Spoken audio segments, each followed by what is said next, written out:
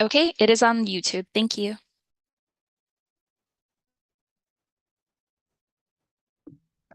Thanks, Tracy. Morning.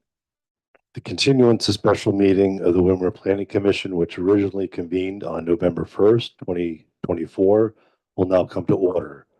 It is Tuesday, March 11th, 2025. The time is 9:07 a.m. This meeting is being streamed live on YouTube. Thank you for everyone for taking your time to come to the Windward Planning Commission meeting. Please turn off or silence your cell phones. Public restrooms and drinking fountains are available outside the entrance doors and to the right.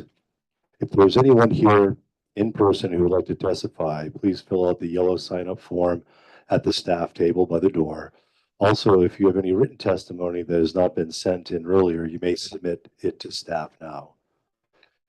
At this point in time, I'd like to introduce the Windward Planning Commissioners. We have Vice Chair Chantel Perrin, Commissioner Wayne Deleuze,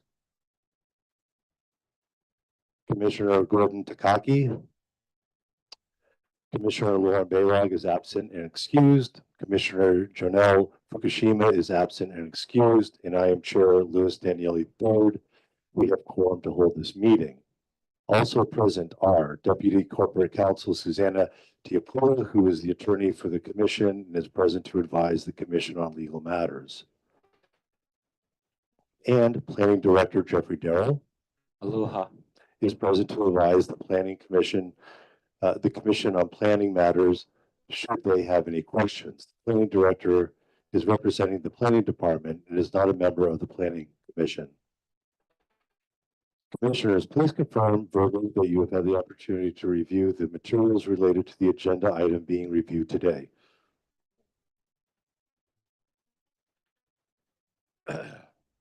I note that each commissioner has verbally confirmed having an opportunity to review materials related to the agenda item being reviewed today and shall be in all submitted testimony.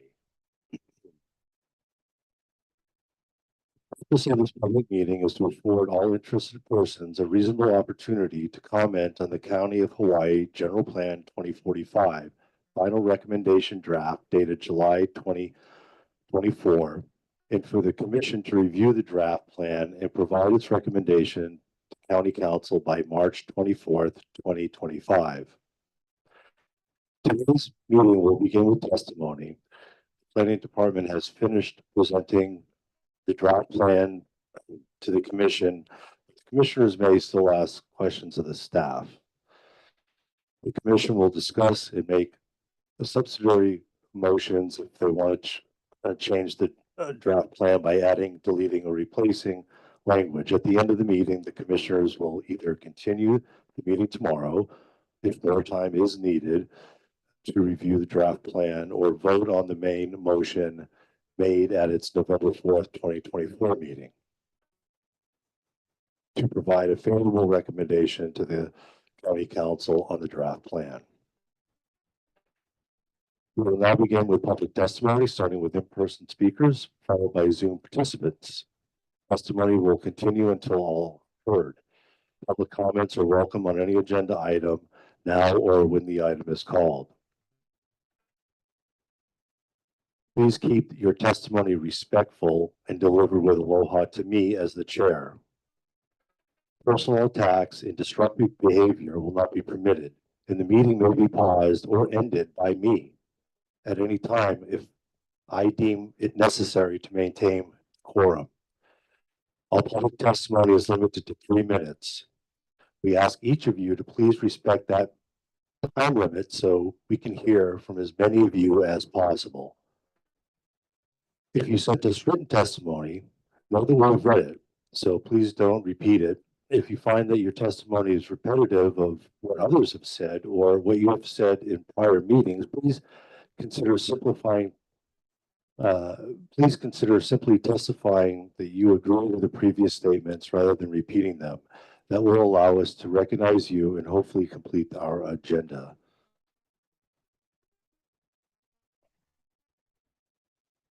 Staff, are there any in-person testifiers today?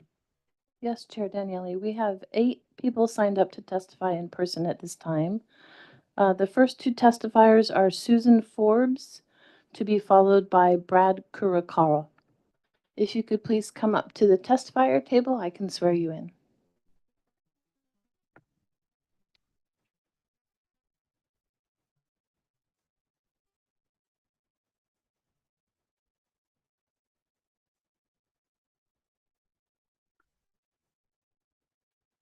Please turn on the microphones by pressing the green dot in front of you. Thank you. Please raise your right hand. Do you swear or affirm to tell the truth before the Windward Planning Commission? I do. Thank you. You'll have 3 minutes. I'll let you know when you have 30 seconds left. Please Okay. state your name, the town you reside in, and you may begin. Hi, I'm Susan Forbes, and I live in Hakalau. Could you please speak right into the microphone, please? And you can pull that unit right up to you. Okay. Yeah. Does that work better? Okay, good. Susan Forbes, I live in Hakalau, and it's Hakalau I want to talk about. It is on. Okay. My focus today is Hakalau Point, which, just to give a little bit of background, it is in the testimony, but I think it's relevant here. The only reason I'm here is that this final draft, as it would impact Hakalau Point, is inconsistent with what the Hamakua Community Development Plan is.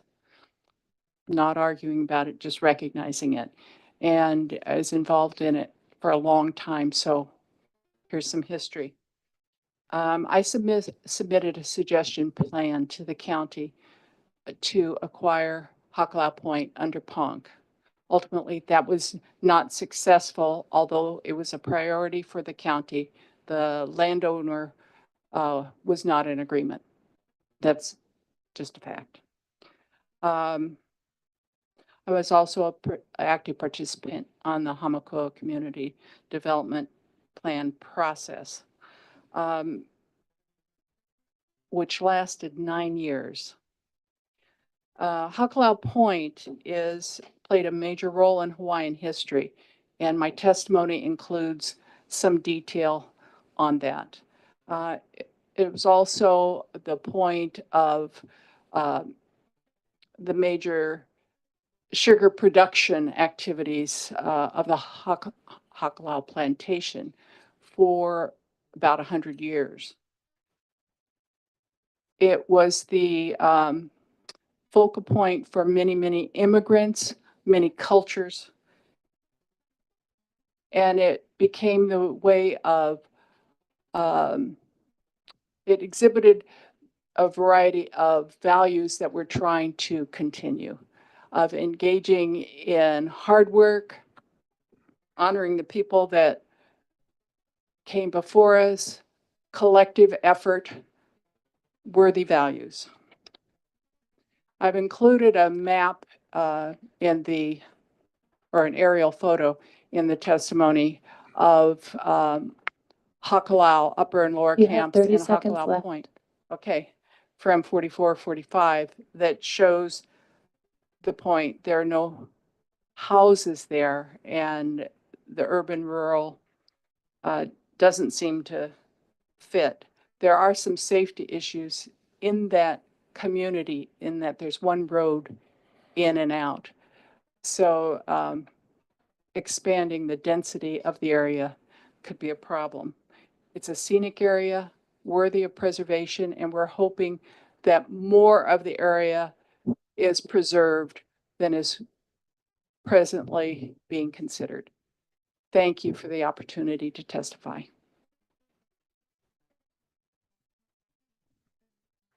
Good morning. My name's Brad Kurokawa. First of all, Chair Daniele and Vice Chair Perrin and members of the Windward Planning Commission, mahalo for your service to our community. Really appreciate it. I have submitted written testimony on this as well. So this that I'm going to try and do is a quick summary. It's going to be a lot, but I'm going to just try and kind of be succinct. So I'm testifying as a individual resident of Hamakua, though I am a current member of the Hamakua CDP Action Committee and former chair of the steering committee from 2008 through 2018. And so I wanted to bring your attention to two specific inconsistencies in the final recommended draft GP 2045 and the Hamakua CDP as adopted in 2018. In both of these cases, there was significant community input and controversy during the CDP process. And the two projects are known as Papeko Point and Hakalau Point. And so accordingly, due to this, it's just sort of a heads up, and I wanted to respectfully request from the planning department a written rationale for the proposed deviations from the adopted Hamakua CDP. First of all, Papeko Point.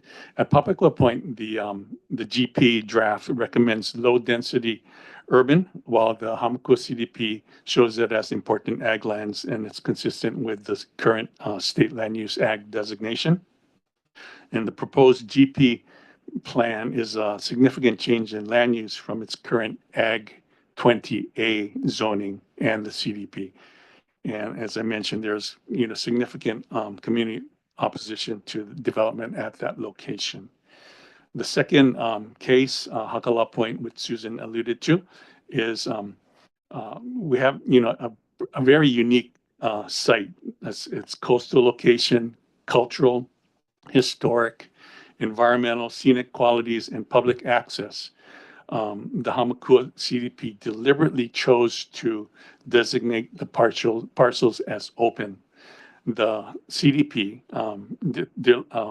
acknowledged the site where Kamehameha I fought a significant battle. You have And 30 also- seconds left. 30 seconds, okay. And it's Hakala plantation history.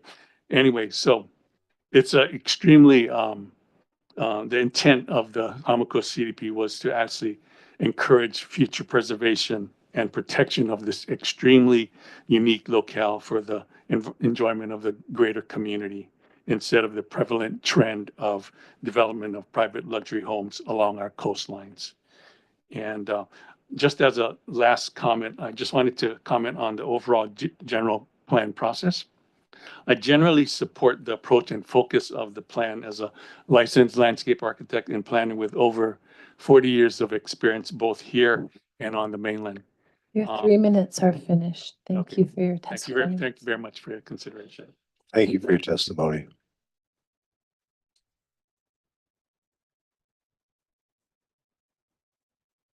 The next two testifiers are Bridget Bales and Kale Kailikini. Please come to the testifier table so that I can swear you in.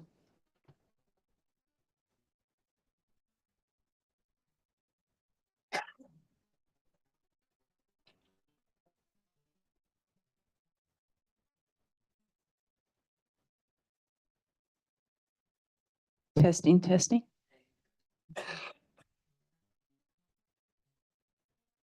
Please raise your right hand. Oh, okay, just. Do you swear or affirm to tell the truth before the Windward Planning Commission? I do. Yes, Thank you. You'll have 3 minutes. I'll let you know when you have 30 seconds left. thank you. Please state your name, the town you reside in, and you may begin. Yes, my name is Bridget Bales. I am a farmer on Hawaiian homestead land in Panaeva.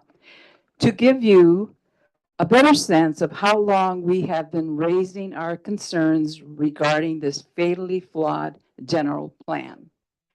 On Wednesday, February 26, 2020 at 1:30 p.m., we, Kupuna for the Mo'opuna, met with Mayor Harry Kim and his managing director. In attendance was April Superintendent at the time, Deputy Planning Director, and previously Manager for Long Range Planning. Also present was Bethany Morrison, who was described as managing the general plan update and also working with Long Range Division staff on the community development plans. We requested this meeting specifically to discuss the general plan, including our grave concern that it did not include any reference to South Hilo and a CDP. As background, our February 2020 meeting occurred after numerous communications with the planning department regarding the conspicuous absence of South Hilo CDP and conspicuous absence of any reference to it, even the outdated 1975 CDP in the draft general plan. Specifically, we met with April Superintendent and Bethany Morrison on December 2nd, 2019, and discussed at length, which is well documented, our grave concerns. During the February 2020 meeting with Mayor Kim, we reminded April Superintendent and Bethany Morrison of the two action items from our December 2019 meeting. We were expecting an update on, first, what is the status of the CIP appropriations for FY 2020 and 21 as it related to a South Hilo CDP? And second, what is the chapter, appendix, placeholder, something in the draft GP 2040, because as both April Superintendent and Bethany Morrison stated, there was a puka for Hilo in the CDP. Imagine our delight when the update that Bethany Morrison gave early on in our meeting, and I quote, "Great." Of course, this is followed by a mountain of what I would describe as fluff and stuff, right? Absolutely the assurance that, and I quote April Superintendent, "We understand we don't want to lose sight of what is in the general plan regarding South Hilo," and quote, "We're going to save space for South Hilo in the general plan 2040. And other assurances such as removing segments of the proposed PMAR that connects our Homestead Road." And so here we are today. I shouldn't need to repeat any of the painful testimony You have 30 seconds. that was given yesterday. We understand you will be forwarding the GP 2045 to the County Council, and we expect that not much of substance will be changed to address our concerns. Yeah.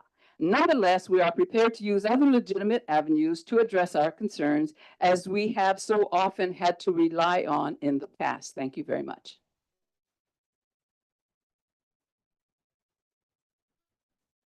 Please refrain from any public applause. Thank you.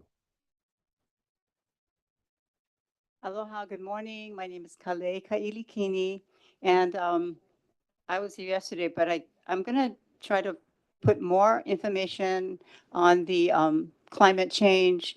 That's the verbiage throughout the plan, hundreds of times climate change. So the reality is climate change is natural, and there are no dangers to the climate change that they're talking about. So the climate change is used by the planners, by government, by people that, set these policies above government, and they bring it down. They use climate change to scare us and to make changes. For instance, climate change, they talk about too much carbon. We can't drive gasoline cars. That's wrong. They call it fossil fuel. That's wrong. It's not fossil fuel.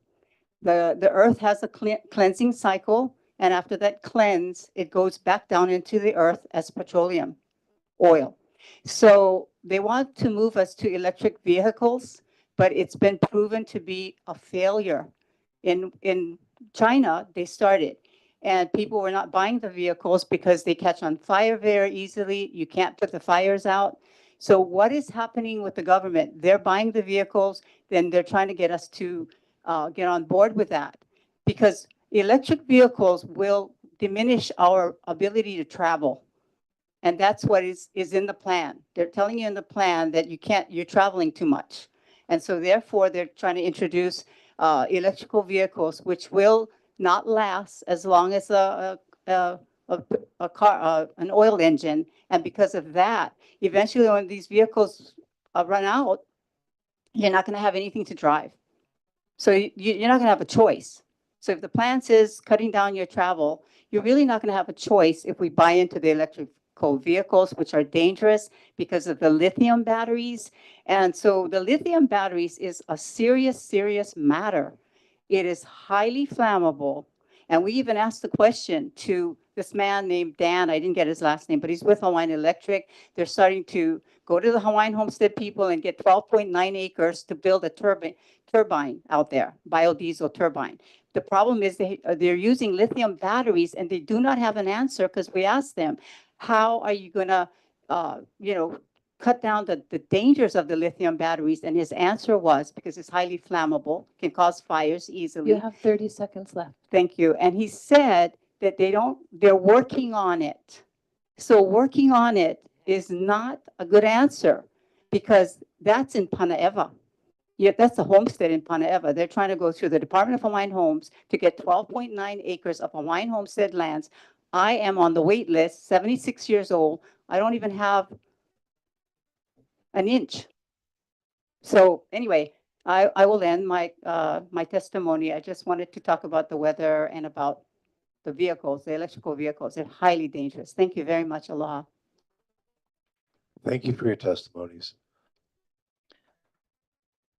Chair, your next testifiers are Jean Tamashiro and Emily Naoli. Please come to the testifier table so that I may swear you in.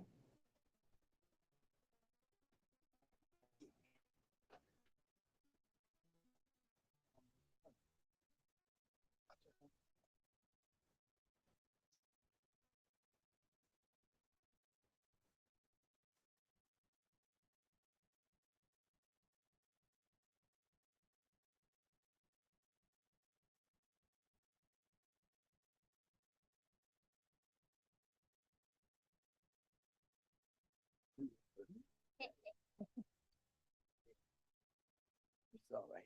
It's all right. Aloha, everybody. Press the green, or it's on? It's on. Yep, it's on. Okay. Please Swear please raise your right hand. Do you swear to tell the truth now before the Windward Planning Commission? The whole truth, nothing but the truth. So help me God. Yes, thank you. Thank you. Okay. You'll have 3 minutes. I'll let you know when you have 30 seconds Okay. left. Thank you. Thank you very Please much. state your name, the town you reside in, and you may begin. Perfect. My name is Jean Tamashiro. I've met some of you, and some of you I know from way back, small kid days in Honolulu. Thank you, Gordon. I'm a Hawaii national, and I am in full process of abjuration from the occupying corporations. And over the last 10 years, we have been working diligently in the court systems, making special nation-to-nation appearance to clarify where we all woke up this morning.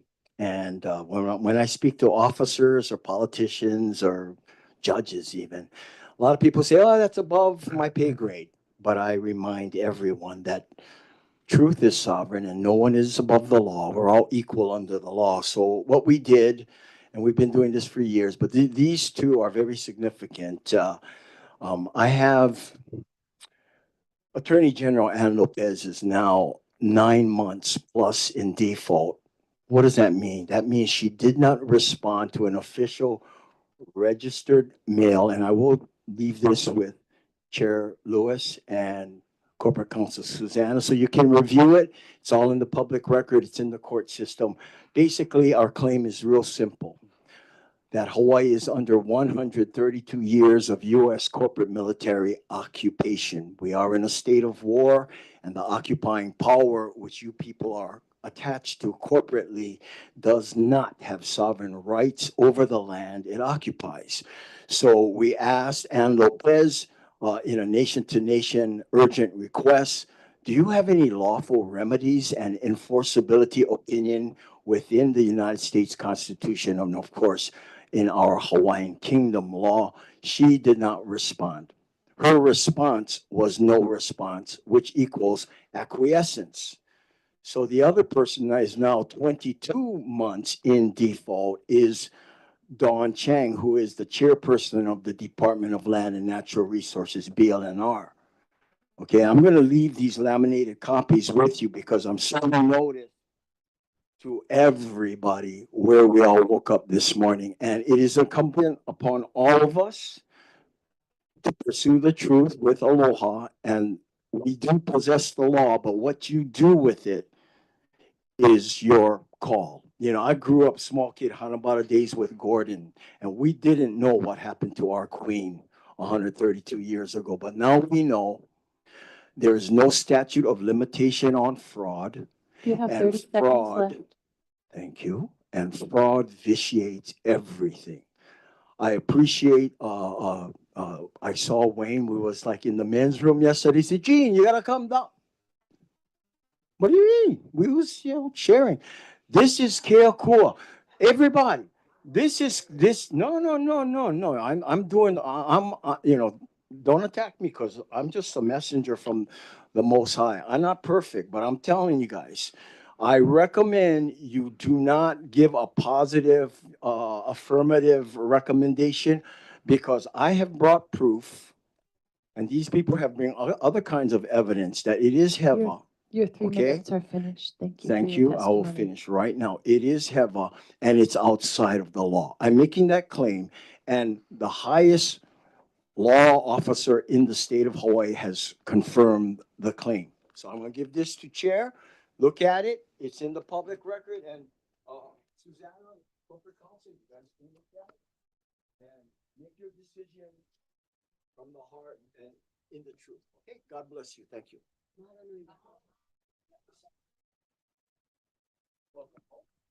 Go ahead, Andy. Aloha, my name is Emily Naole, and I live in Pahoa. I live in Maku Hawaiian Homes for 38 years. And as I read this general plan, my concern is agriculture because that's the homestead I live in. And I just heard the other auntie speaking here earlier. They're she's from Pane'ewa. And their homestead has been there longer than mine. And, I'm concerned because when you have agricultural land, you're planting. There's a lot of farming going on over there. And so to me, I feel a lot of these things are not going to be pono for our people. Yeah. And so as a native person that belong here from the time my mama dropped me till now, and generation to generation to generation, um, we got to make sure we pono in what we're doing. And as you saw, I had to get brother to help me get up. It takes me a lot of work to get down here to say my testimony. Yeah, it does. And so, and I do a lot of praying. Yeah, since I've been off of the county council, I do a lot of praying. And my life is dedicated to God and what is pono for our islands. Yeah, just like brother said about our queen. Yeah, it happened. It's real. Yeah. President Clinton apologized to us about what happened. Everybody know that. It's not we're making up stories but to me, some of these concerns is very, very is very heavy. And I don't want to affect, I'm a praying mother, a praying grandma, a praying great grandma. Man, I'm hitting the road running every day. And because there's so much wickedness and evil in our community, and no can help because that's how we run the show. Yeah. So I used to be a politician. I know about stuff. I'm not stupid, but that's why I came to speak today. When I heard what was going on and you guys want to pass this thing, I feel as a native Hawaiian in Maku'u Hawaiian homestead, I'm proud of being there for 38 years. Yeah. And so there's a lot of stuff. And when they did the CDB plan for the different areas, they never talked to our Hawaiian homestead people when they were in Pahoa. Yeah. And I know they made believe we never exist over there in Pahoa. They talk to Paradise Walk, Pahoa Town, everybody else, all over the place, but they never speak to us. You have 30 seconds Yeah, left. and so they don't like us have any input. But my input is only my kai. Yeah, this morning Tutu Pele when Heba, she's up there in the air. And so there's problems. So you guys gotta know her relationship with us is very important. Thank you very much. Mahalo. Thank you for your testimonies.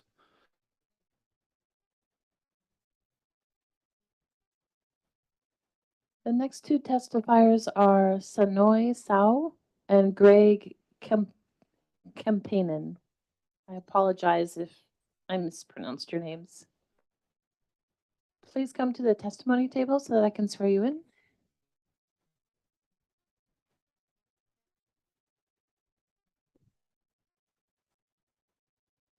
Please raise your right hand. Do you swear or affirm to tell the truth before the Windward Planning Commission? I only speak the truth. I do. Thank you. You'll have 3 minutes. I'll let you know when you have 30 seconds left. Please state your name, the town you reside in, and you may begin.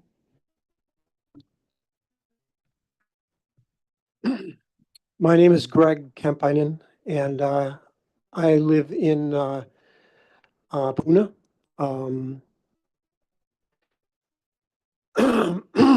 Pretty simple person.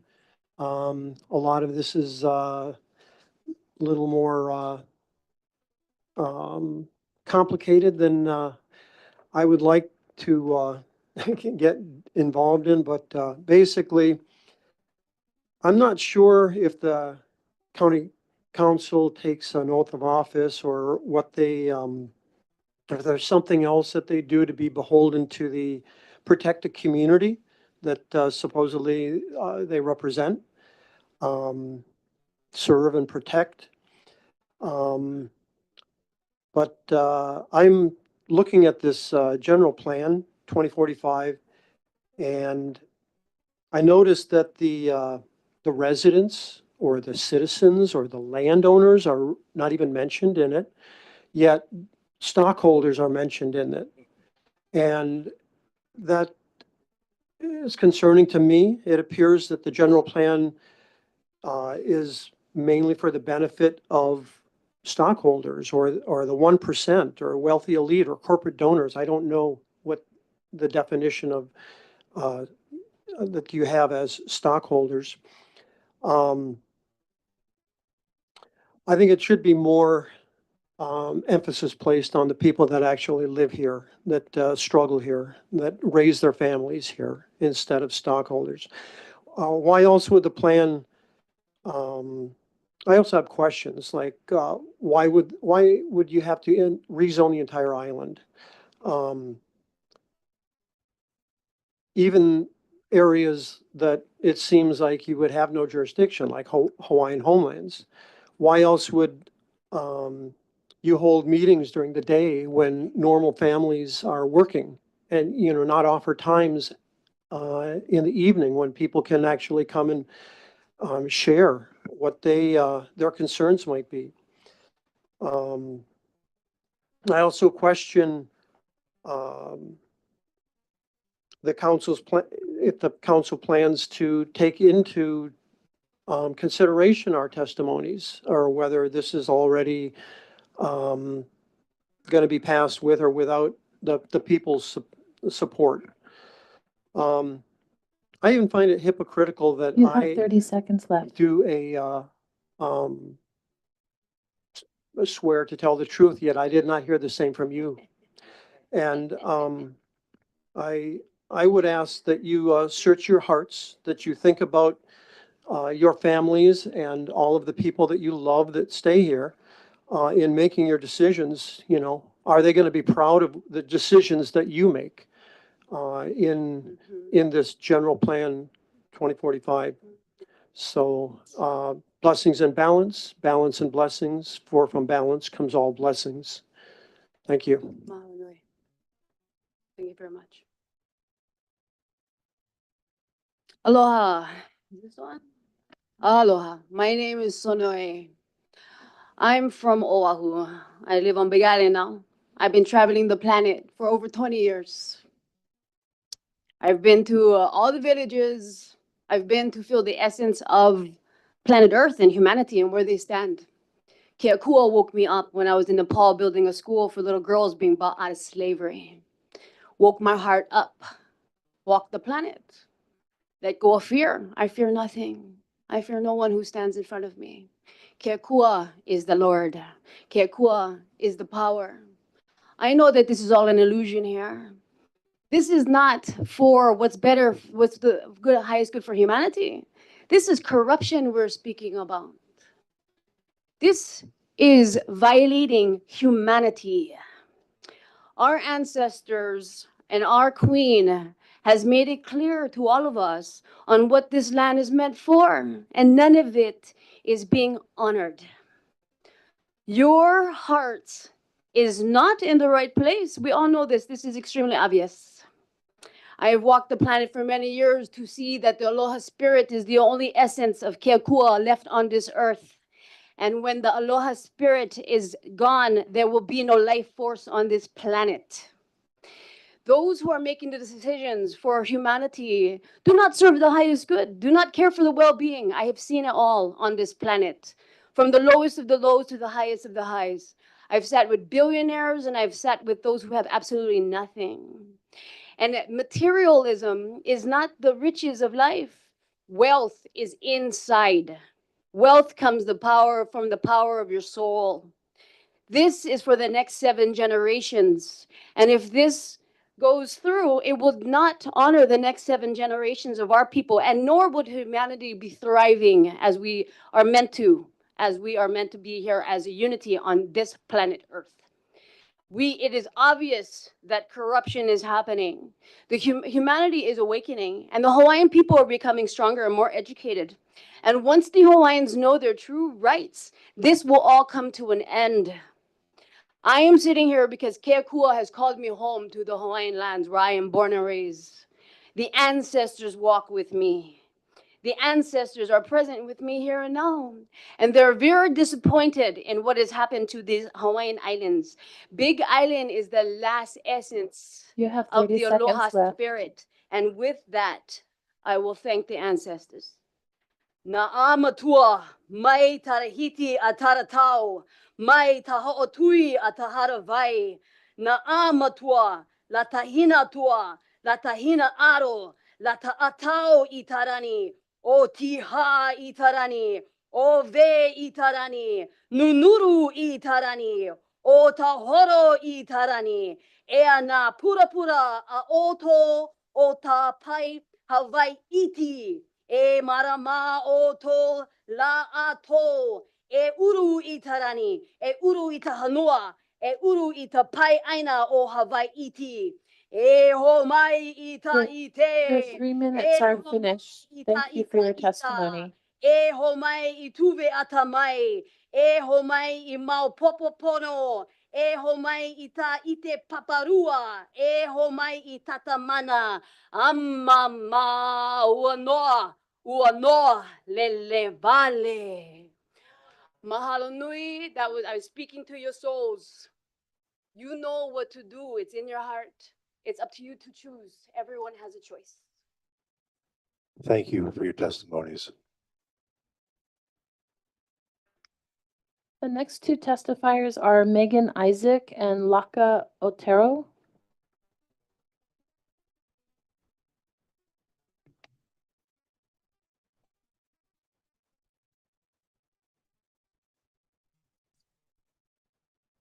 Please raise your right hand. Do you swear or affirm to tell the truth before the Windward Planning Commission? Always. Thank you. You'll have 3 minutes. I'll let you know when you have 30 seconds left. Please state your Aloha. name, the town you reside in, and you may begin. Aloha, Laka from Kalapana.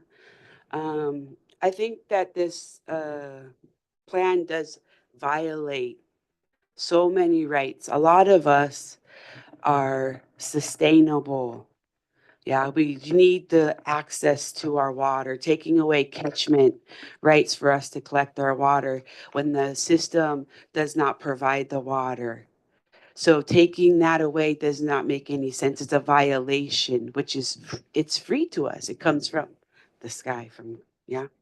So I would just want to bring up some of the violations because the plan is really long, right?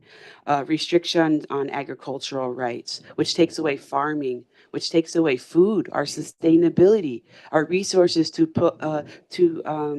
give food to our ohana and to our communities. The limits on the residential development. This puts heavy restrictions and prohibits us to even build, which we already have lots of permitting restrictions, even on Hawaiian homelands, which we should not. We should be able to build with our traditional ways. The infrastructure and the utility limits, sewer, water, and road development may no longer be permitted. This is something that is already hard for us. So it just seems like this plan itself is going to make it more restrictions, more prohibiting us to be able to be sustainable, which this is the Big Island. This is how we live. My ohana fishes.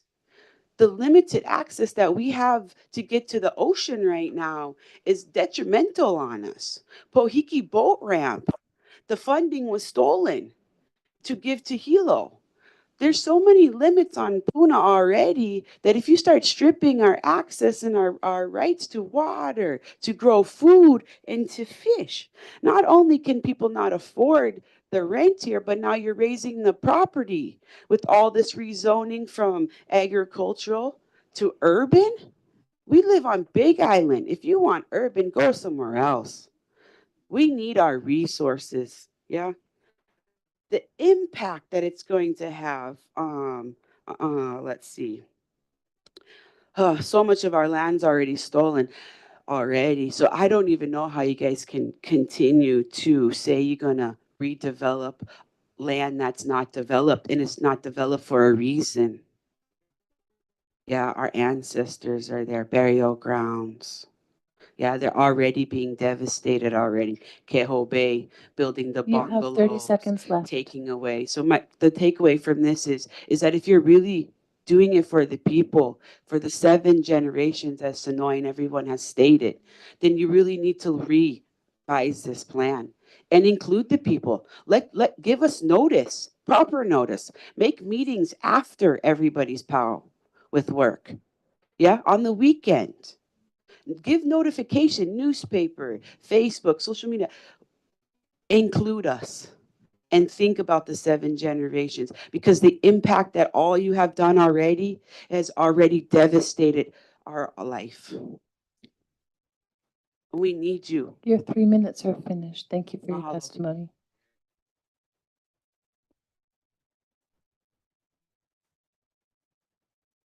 Hello, my name is Megan Isaac. I am a Hilo resident, and I will keep this very brief. I do believe it's going to be under 3 minutes. A few procedural things, specifically myself, my property rights, and my business interests are not represented in this plan, specifically my community and my economic potential and that of my community is not represented in this plan, and that becomes a legal matter in time. It's been presented to you. I stand on every testimony that's been provided to you already, multiple legal reasons that you would not recommend this plan to go forward. And finally, I'm going to be providing the chair with this information. If any of you here in this room were to go onto the planning department Facebook page right now, you would see the current notification for the public lists every single meeting as being tentative, and that includes procedural meetings where the general plan was passed forward to the county council. They're all listed here as tentative. So as far as the public notification is concerned, these meetings have never been confirmed. And I've heard multiple planning department personnel state that they give their word, they've adequately notified the public. And I'm here serving actual evidence that that is not the case. And because Jeff Darrow is in the room, and because the Deputy Corporation Counsel is in the room, I'm also putting you both on notice that this information is taken straight from the internet as of right now. And I consider it to be a failure of this planning department not to have adequately notified the public. And this planning commission has been notified multiple times of that. Thank you. Aloha. Thank you for your testimonies.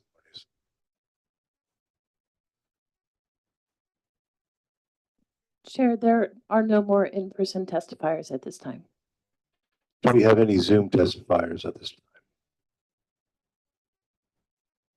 Anybody on Zoom? Hi, Chair. Yes, we have a total of 5 Zoom testifiers. Okay.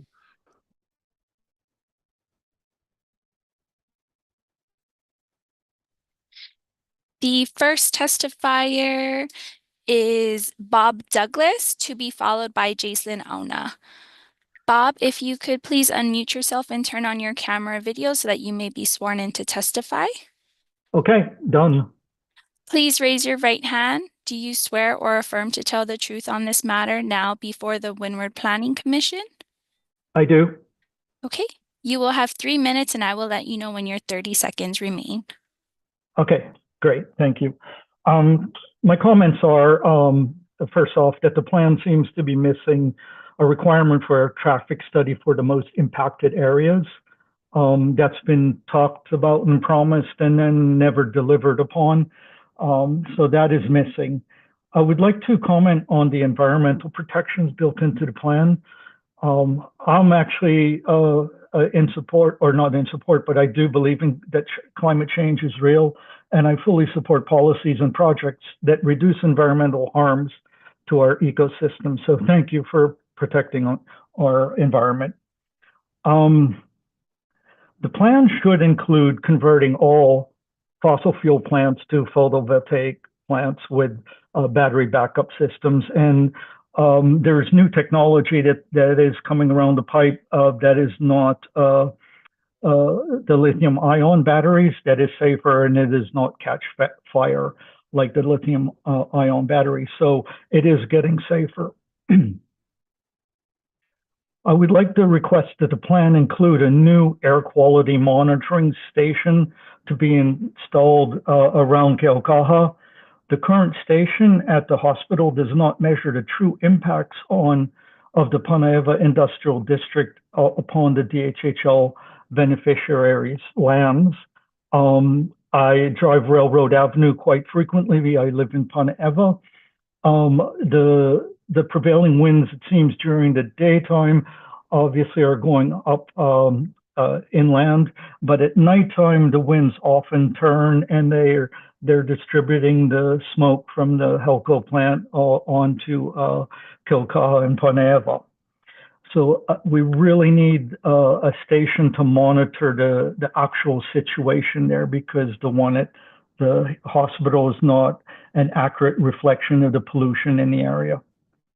I would like to also recommend that the proposal should have or could have avoided a lot of confusion had the maps been extremely accurate.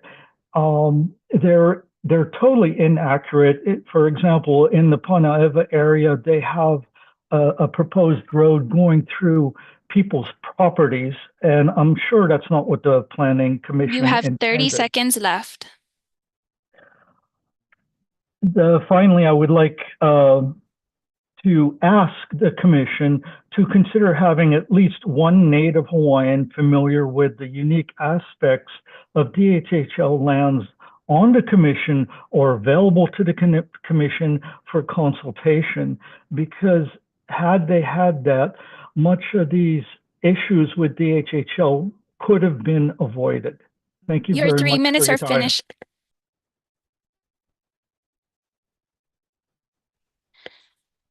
Chair, we have your next testifier, who is Jacelyn Auna.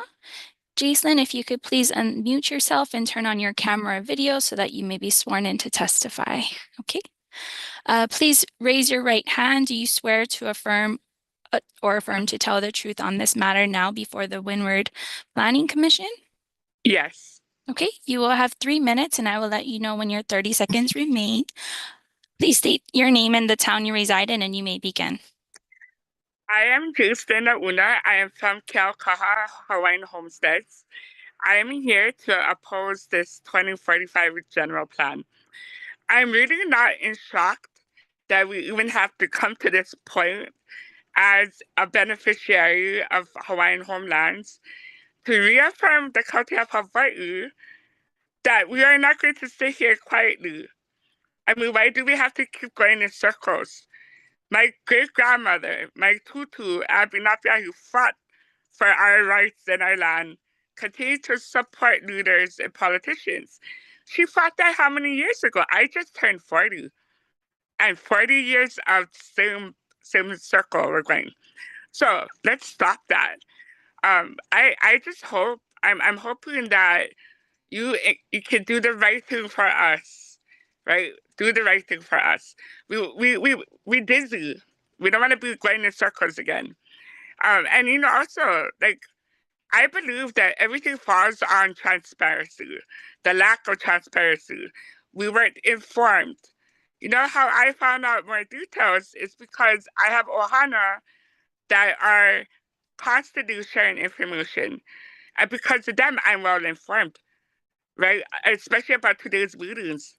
I found out last week and I quickly can spread the word that we have this opportunity to be heard, to testify.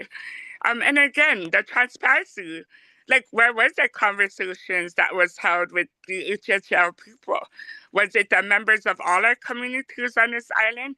Was it with Kali Watson? Was it who was it? Who was it? And then those who did have conversation, where are you today? Why are you not speaking on behalf that, hey, I had this conversation with the county regarding this plan. We need people to speak up. We need people to be sharing their manaro, their thoughts. And then another thing though, and I don't want to say this, but I feel that it is a systemic racism. This is what it is. Racism towards all of us, not just our Hawaiian people, but everyone on the island of Hawaii.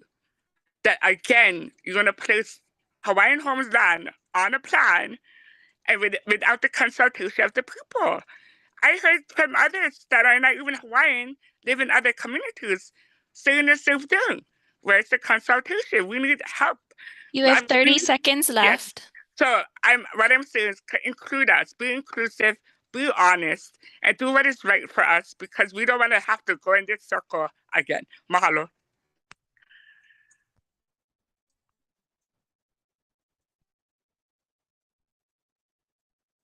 Thank you, Chair. Your next testifier is Dave Webb. Dave Webb, please unmute yourself and turn on your camera video so that you may be sworn in to testify.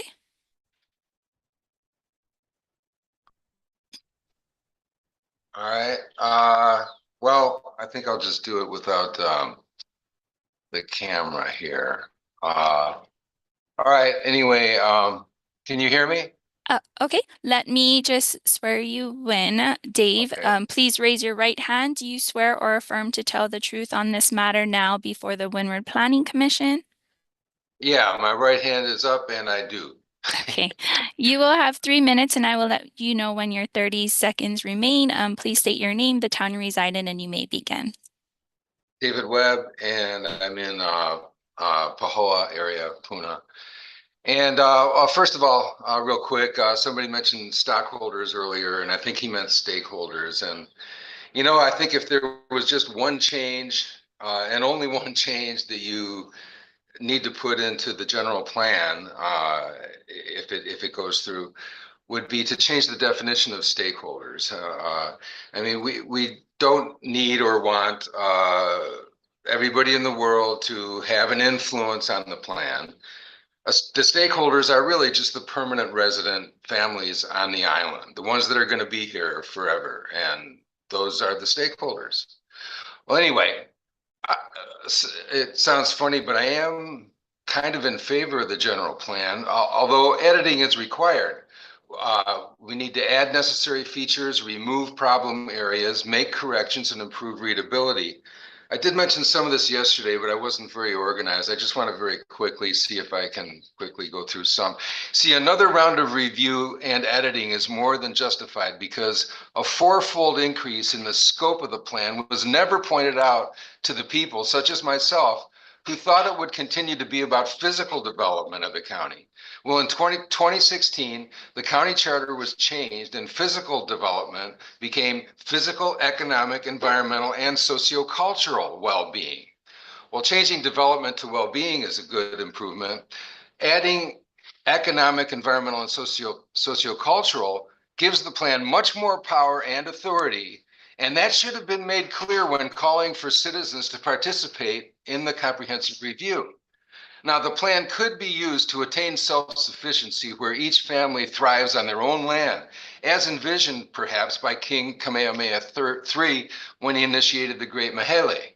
Now, this would move us toward a more self-sufficient, family-oriented Hawaiian lifestyle and away from the United Nations vision where each location specializes in doing what it does best rather than becoming self-sufficient with a more diverse economy.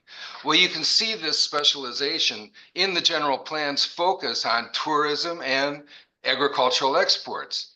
Now, it does mention food security, but defines it incorrectly and gives no concrete solutions. It says to support a thriving this and a diverse that, but gives no methods of doing so. Methods to achieve actual You food have 30 security. seconds left. Actual food security, which means having food when imports are not available, should have its own chapter, even its own department in the county government, with concrete objectives and relevant indicators to be measured for feedback to control the process. The plan needs editing to specify such methods. I'll be submitting via email over the next several days some of that. Now, some of these things point to the idea of using a system. The plan even mentions, it says a comprehensive Your 3 minutes are finished. Thank All you right, for your thank you very testimony. much. Okay, thank you very much. Chair, next we have Josephine Keli'ipio. Josephine, please unmute yourself and turn on your camera or video so that you may be sworn in to testify.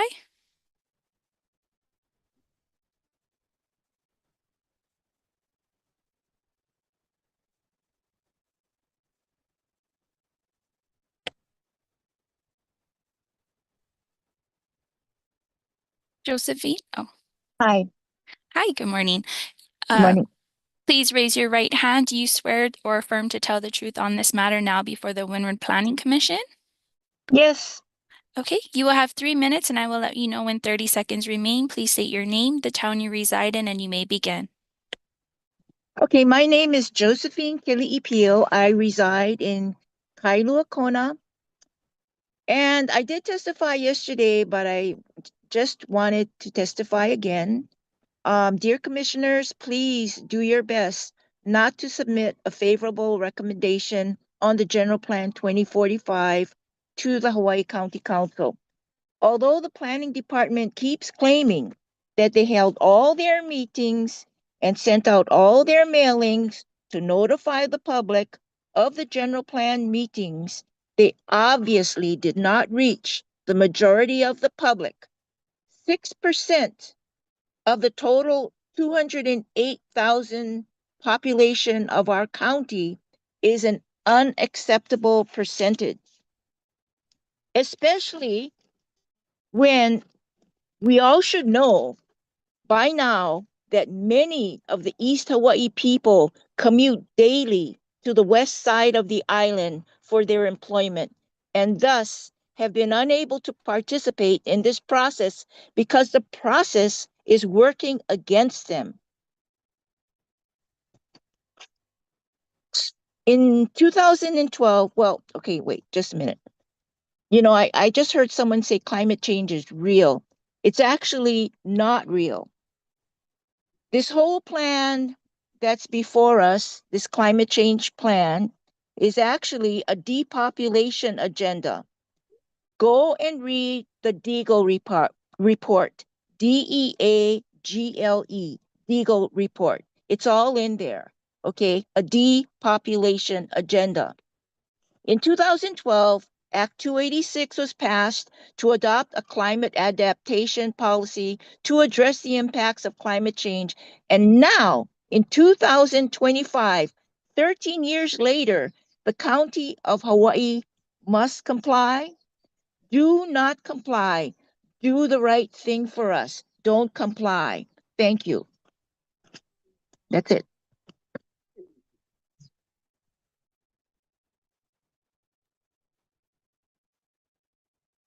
Chair, next you have Shailene Fahey. Shailene, could you please unmute yourself and turn on your camera so that you may be Hello. sworn in? Hi. Please raise your right hand. Do you swear or affirm to tell the truth on this matter now before the Windward Planning Commission? Yes, I do. Okay, you will have 3 minutes and I will let you know when you have 30 seconds remaining. Please state your name, the town you reside in, and you may begin. Good morning. My name is Shailene Fahey and I live in Volcano, Hawaii. In addition to my testimony yesterday, I just would like to, first of all, I have read your definition as a stake of what a stakeholder is. And I am glad to see that I am a stakeholder as a community member. And so that's really good news. The next thing is I don't know how the geothermal plant is being used in Hawaii, but I guess it was put there to create energy. I would just like to make a comment that I don't know if this is a safe energy or if it's being used. I heard that the whole island could be powered with free electricity by use of the geothermal energy. However, I did have a garage sale 2 years ago, and one of the managers from the geothermal energy plant came to my house, to my garage sale, and made a comment about how dangerous it is to live down in that area. And that's why he moved his family up to higher elevation. So that's about all I know about it. Also, I would just like to comment that personally, I feel that our governor, Josh Green, was selected to put in a subliminal message for the Green New Deal. California and Hawaii are the leaders in the Green New Deal, and we see how that's going. I would just like to make one final comment. I heard Germany is really trying to push the Green New Deal right now, and things are not going very well there. So I would just suggest that everybody do some research and see how it's going. That's about all I have to say today. Thank you very much for your time. I do appreciate everything and all the hard work that everybody's putting in, the board and the community. Thank you. Chair, we have no one else signed up to testify on Zoom. Okay, thank you. I think before we go into the next phase of this, we got to take a 10-minute break. So we'll reconvene at 10:20. Thank you.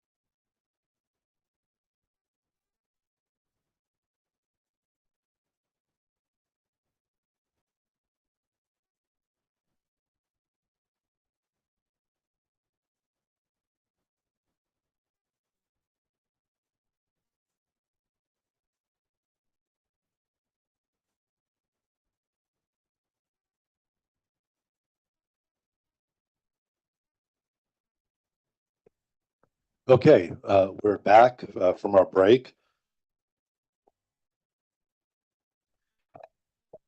Okay, so again, I want to thank everyone who has taken the time to come and testify today. We appreciate all of your input, as always. The next part of our day is we're going to open up the floor for questions the commissioners may have for staff or the director. So at this point, we have questions. Commissioners, we have any questions? for staff. Commissioner Perrin?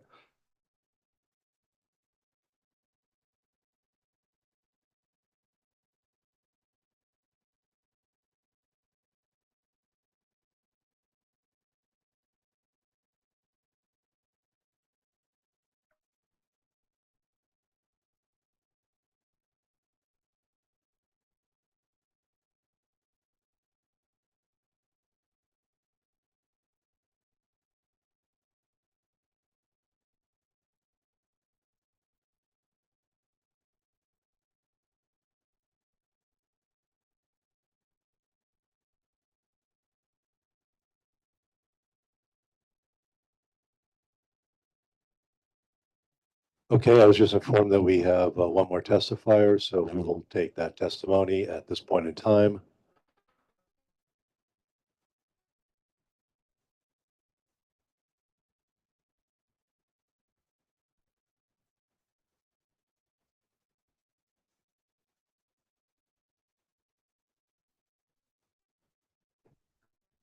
Check one.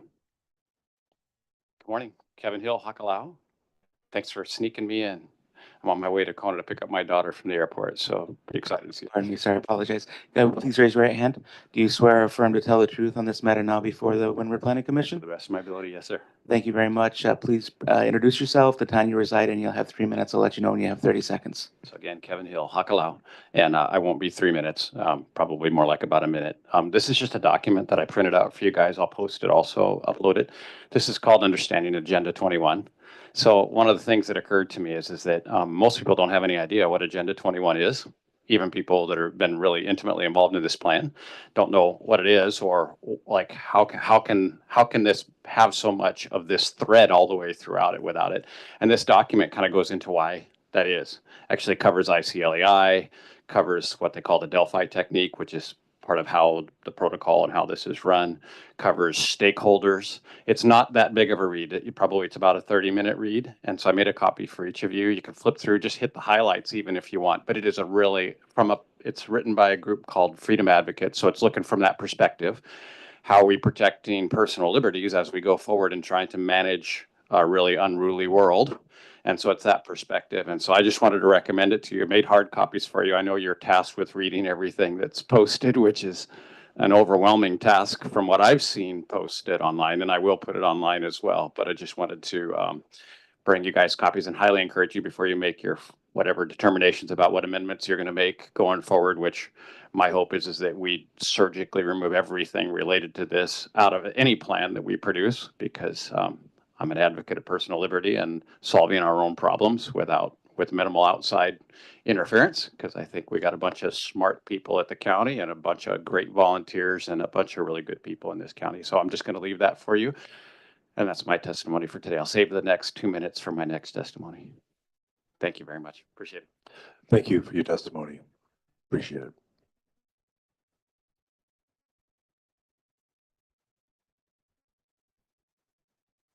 Okay, now we're going to open it up to the commissioners for questions for staff.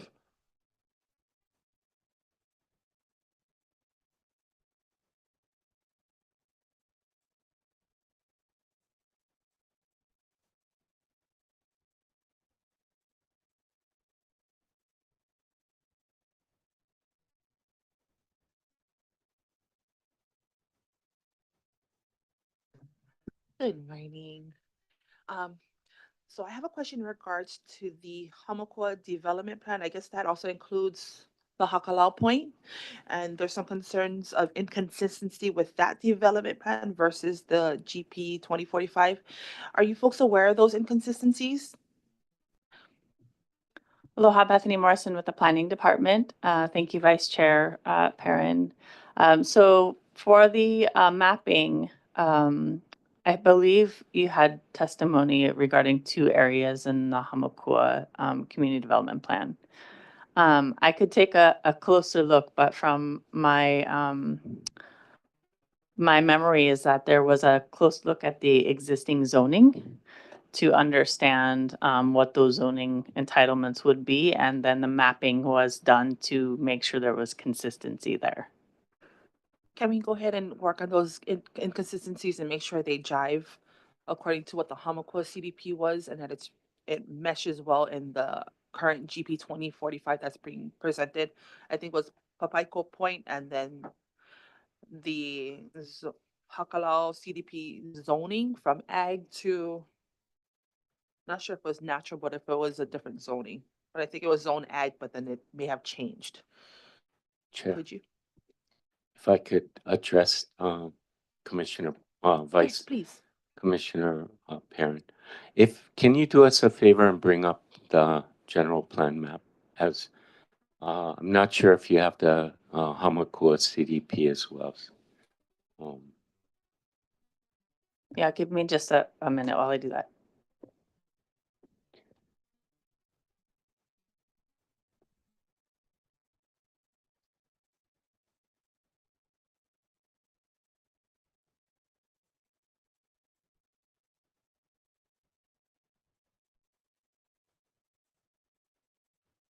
Sorry, also Bethany, if you can bring up the zoning map as well, so that way we can kind of really address. I think there's a good chance we'll be addressing areas around the island, so it'd be good to have that.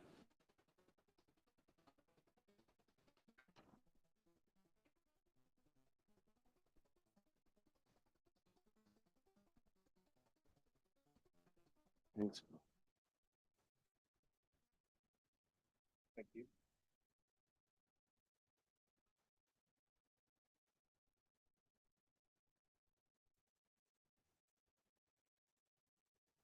So maybe while she's getting that up, I can kind of address it. So in the Hamakua CDP, the two areas that are being spoken about are Hakalau Point as well as Paipaiko Point. The current general plan for Hakalau Point is a mix of open, industrial, and residential. The reason for that is Hakalau Point is, number one, a point, and it's got steep cliffs. And that area along the cliff line is identified for open type uses, right? It's meant to be for the cliff area and things like that. The actual zoning of the property is general industrial 5 acres. So it's currently zoned state land use urban and county general industrial. So it's already zoned industrial. Yeah. The behind that, or to the Hilo side of the point, is area zoned residential. And so there was this identification of the industrial, and then there was identification of the residential. What the general plan, let me start with the CDP first. What the CDP did is identify the existing residential only, and the outlying area of the industrial, they made, I believe, an open, let me just look at it real quick. Oh, would you believe it?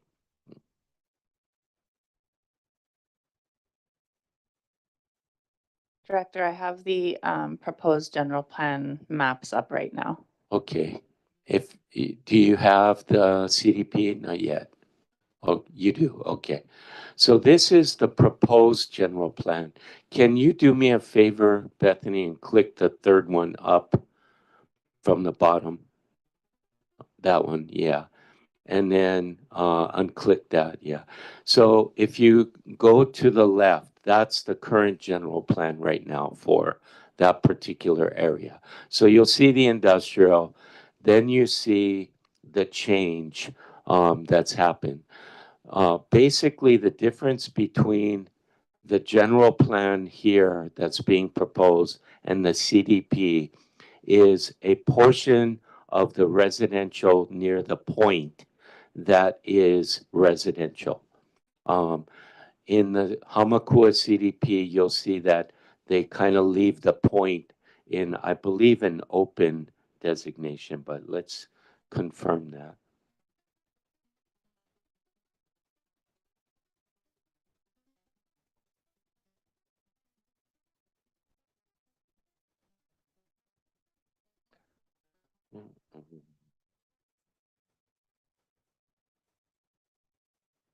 It's on page 46.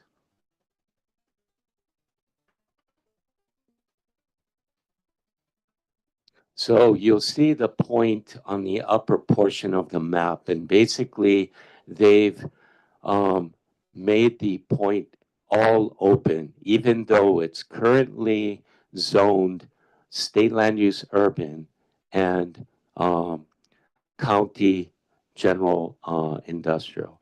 And so that's what we're trying to do is over the years, there's been requests from the planning directors, several planning directors, for an interpretation of the land use pattern allocation guide map for that particular area. And in that interpretation, it was for the property owner that owns those two parcels at the point. And he was interested at one point in coming in and rezoning that to a residential, possibly industrial, like an MCX portion of the property. The general plan designation at that point was interpreted that the residential, because the general plan map is broad brush, it's not meant to be site specific. So even with the current map that is identified on this on the CDP, if we take that broad brush approach, it still goes either way to the point or back. So what we're doing is just making it so that the person, the landowner or landowners that are going to be looking at that that point area can at some point change the zoning from industrial to something usable. Well, you start getting into this topic of what they call takings, right? When you start making it so a landowner who has the ability to do something can no longer do something with a designation. So instead of keeping that at industrial, the objective was to allow something a lot less density, a lot less intrusive to the actual area. So it's close. Again, when you look at the CDP versus it's only that little corner at the top that extends out. That's the difference for this particular property. When we go to Paipaiko Point, let's see, that is going to be on page.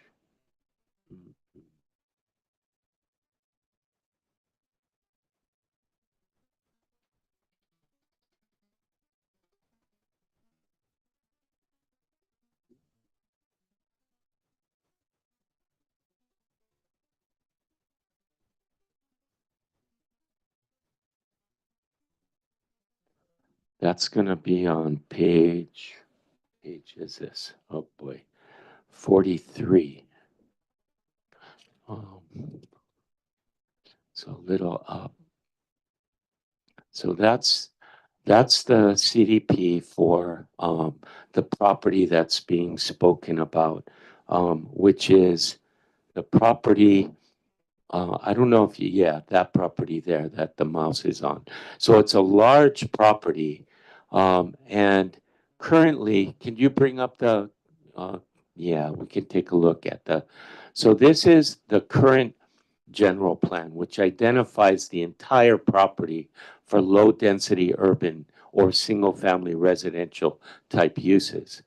What's happened is based on input from the community development plan as well as community input, that's changed. Yeah, can you bring the new one over? Bring that, to the. So now it's taken out a majority of the property out of residential, low density urban, and put it into productive agriculture. The darker blue that you see along the coastline is, I believe it is conservation that runs with the conservation state land use designation. The difference between that particular area and the CDP is that the low density extends a little bit to the north, right there, right where her mouse is on the general plan. And the intention was that there is a road there and that there has been discussion about possibly considering that for residential uses because of that road that's there. But it is in no way meant to be inclusive of the entire property. It's only for that one area there. Yeah, Thank you for that clarification. thank you. Questions, commissioners? I have a question. I'm just curious. Out of the GP 2005, how much of that has come to fruition today? Just, you can ballpark it. Yeah, I think I spoke a little bit to this yesterday. Again, Bethany Morrison with the Planning Department. Those actions that called for changes to our codes have, for the most part, not occurred. So that's probably the biggest, I would say, implementation that's lacking of the 2005 plan is those code changes, as I mentioned yesterday, really are needed to bring about what's being laid out in the plan. And so without doing those, you kind of don't have the mechanisms in place to actually like make the plan happen. But I can't speak to a percentage necessarily. I just off the top of my head, I know it's the code changes that are in particular. Yeah. So I suppose moving forward, would you say, I don't know, I don't think that's a question.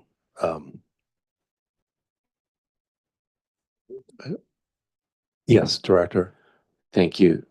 You know, it's the general plan many times is used to guide us. So there are policies, there are objectives, overall direction, but more specifically, it will, when we look at a particular area that is involving an application that'll come before the commission or ultimately the council at times, we refer in our background and recommendation to certain directive policies or actions or courses of action that are identified in the plan to be able to give us that that direction of where we're going to go. Sometimes it will be clearly stated, this is not what you do here. And so we will recommend negatively on that. Sometimes it'll say, we support this direction. And so we'll provide a positive recommendation. So a lot of the plan, even though, you're not changing the code or doing something, we're using it on a continual basis to provide land use direction for what we're doing, especially our applications that we see before us here. Right. So you would say that it's not in cement, basically. Yeah, correct.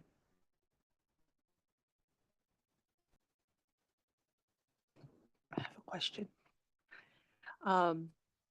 I guess there's been much confusion that in the current GP plan, there is no reference to South Hilo CDP. Could you point out some areas where South Hilo is referenced and maybe some points that are being changed in that area, if any?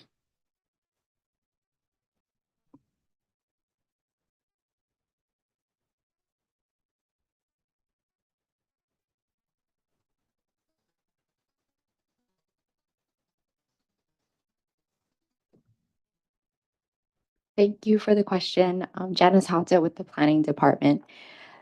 So we have looked at the 2005 general plan for those South Hilo courses of action, and we did review those in comparison with our current proposed final draft policies. So I can point you to some in different sections that do relate back to those South Hilo courses of action.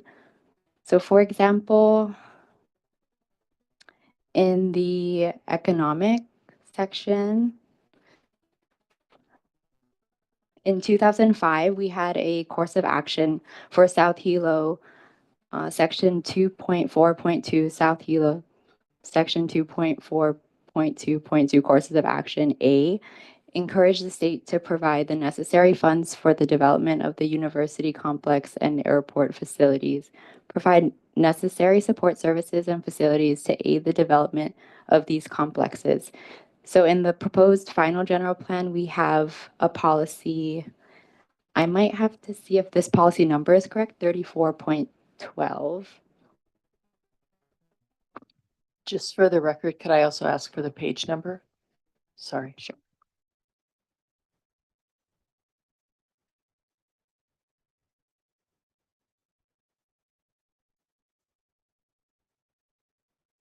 Do we have anything in about which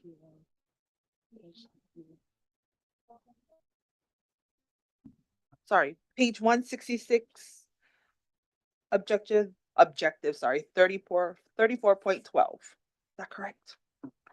1 second, let me check on that. Okay, I'll do a word search because I think this document that I'm referring to, the page or the policy numbers are not reflective of what we have in the current draft. So my apologies. Chair. Yes, Director. I'm sorry for chiming in so much, but I think these are important conversations. What I believe the testimony that we're hearing regarding South Hilo is the lack of a updated community development plan. And so I think that the understanding is there is nothing in the plan that talks about the updating of the community development plan, but there actually is. And that comes under the implementation area in the plan, and it has the community development plans under 6.2.1. More importantly, it talks about once we go through this process, the broad policies, objectives, direction of the plan will be further specified within each of the community development plans moving forward, so that those specific general policies will be very specific to those areas. And so it also lays out the, on page, I think this is 222, the phases of implementation. And that's what we kind of spoke about yesterday, that we're going through this process. Next, we go through phase 1, which is to do the code updates, which we're already working on. It does talk about doing the community development plan updates in phase 2, but I believe we're going to be well ahead of this phasing. I think they were just trying to keep in mind the ability of staff, and our limitations. But we have already started working on code amendments for both the zoning code and the subdivision code. So I think we're well ahead of the phasing timing. We have made it clear that a priority moving forward will be the update of the South Hilo Community Development Plan. Again, we have limitations on staff right now that's taking a lot of their time doing the general plan update. After that, we can look at what sort of allowances we have with staff time to move forward on that. Thank you.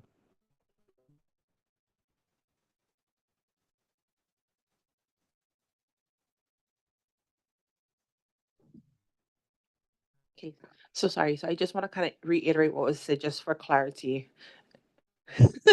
So this GP 2045 proposed plan is a general, not necessary a direct change to the areas. That will be done upon approval of this GP 2045 proposal, where you folks will, I guess it's stated in phase 2, you folks will take a more directive to the CDP per their area that they're focused on. So Hamakua, South Hilo,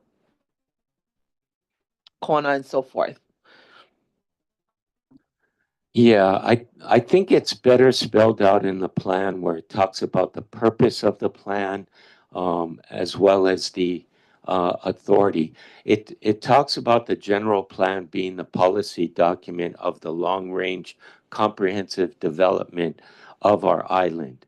And it's overall, right? And it's broad and overreaching.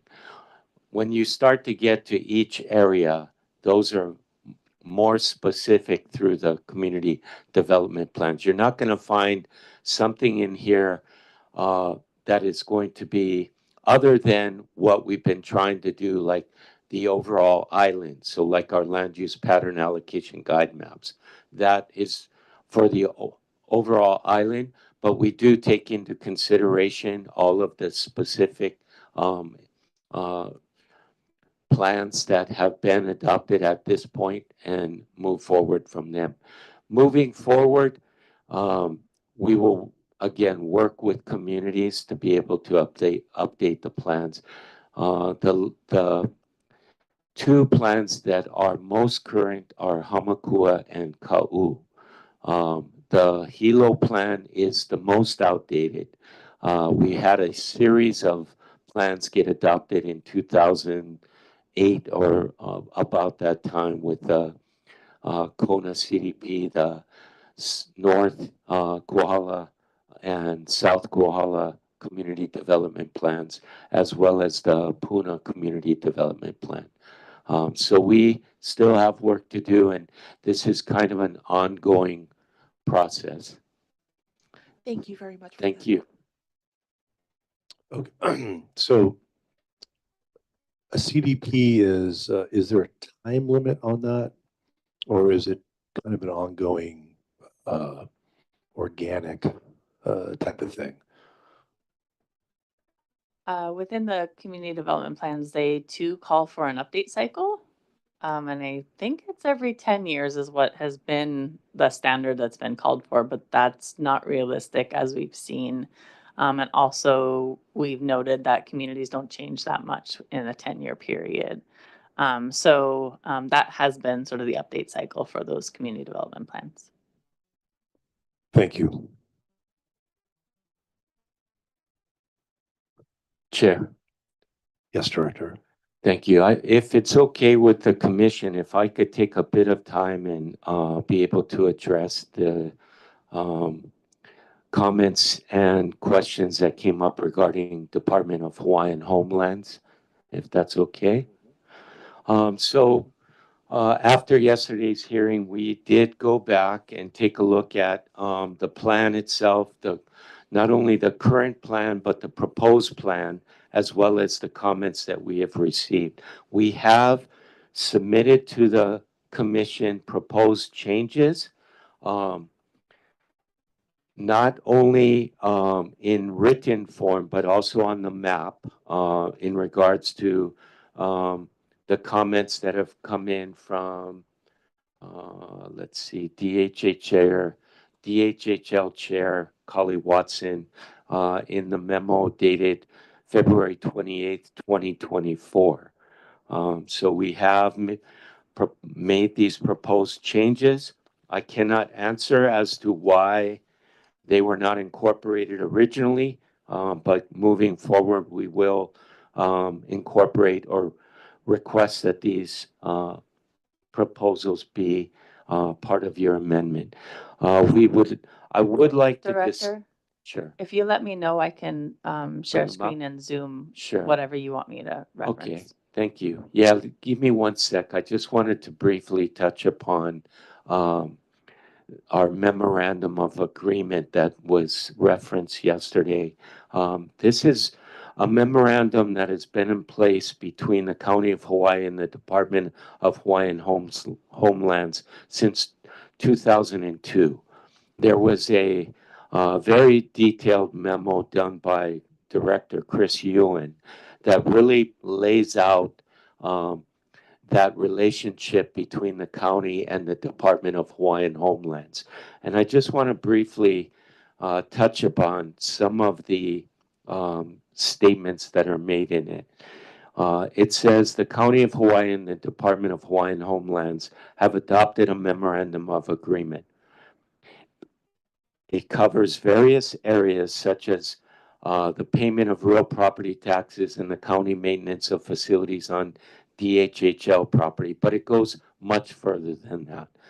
The purpose of this memo is to explain how the MOA affects our activities in the planning department. So this memo is directly, this particular memo was for staff direction, but attached to the memo is the actual agreement, which is approximately 5 pages long and has guiding principles in it on how we work together.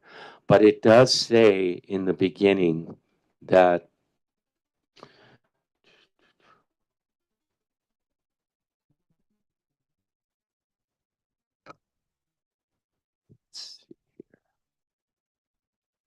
the basic premise of the MOA is that county zoning cannot override the authority of Hawaiian Homes Commission to control the uses of its property. So that's the premise. It says, however, county regulations that do not have the effect of controlling the ultimate use still apply.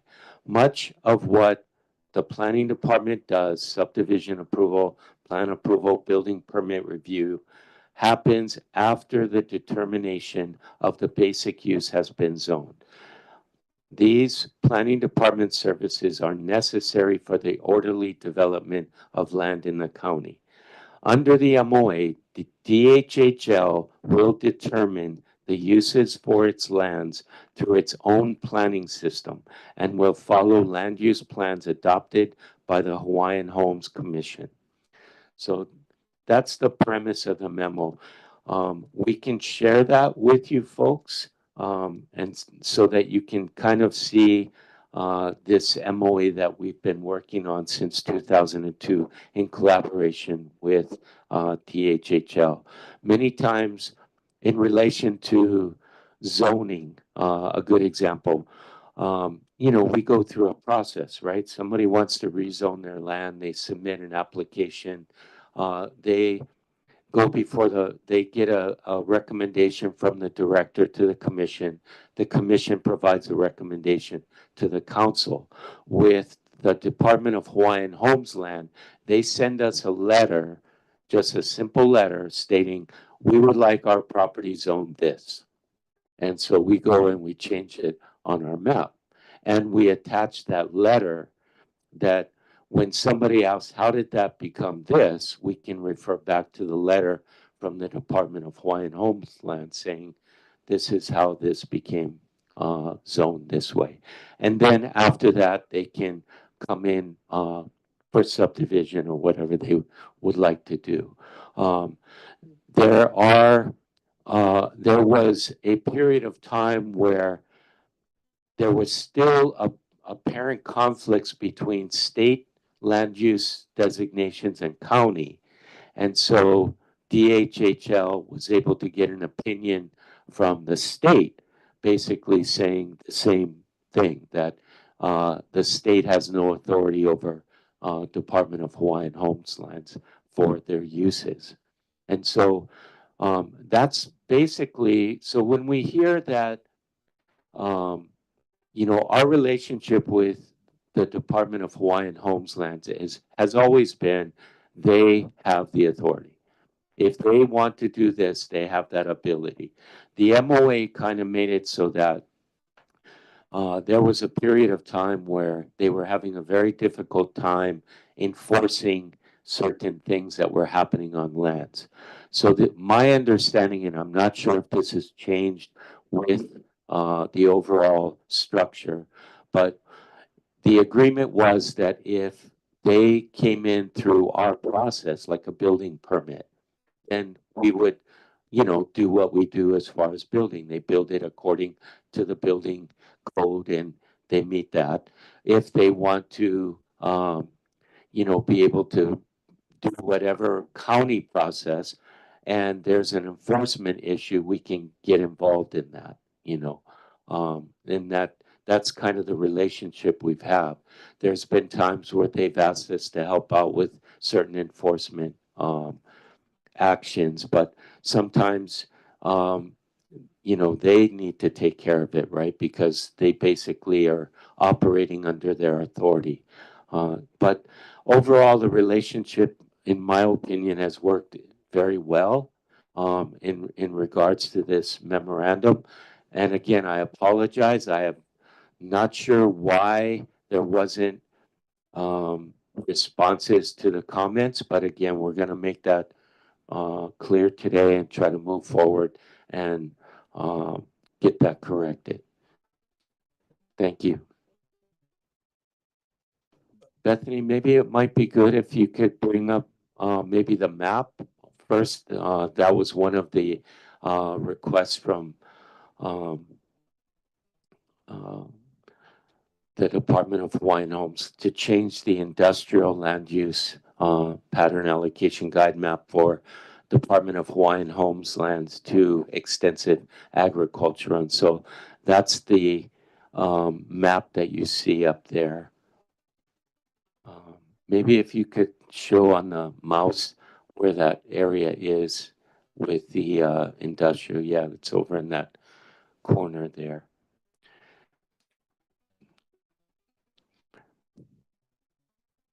The other question that came up regarding the discussion about Hawaiian homelands and the roads, we did some research on trying to find out how the roads were put on King's Landing area in this particular area, as well as the Pimar, the Puna Makai alternate route. The Puna route has been in place for some period of time. It's been identified as a route, even in the Puna Community Development Plan, it was identified as that particular route. Again, there's been requests from DHHL. I don't know, I cannot answer if the request was specific to we don't want the road going through our land, or if it was before you do anything, please, you need to get approval from the Hawaiian Homes Commission, right? And so, but at this point, I think the direction has been to look for an alternate route. And so we heard from Director Ono yesterday that that's their intention. They're going to study the different routes and try to come up with an alternate route. The other roads, Bethany, do you have the general plan up, the proposed general plan with the road map? What we were trying to figure out where those roads originate, because they were not in the 2005 general plan, but they were identified. It's probably going to be in the, yeah. They were identified on the City of Hilo zone map. That's what you see right there.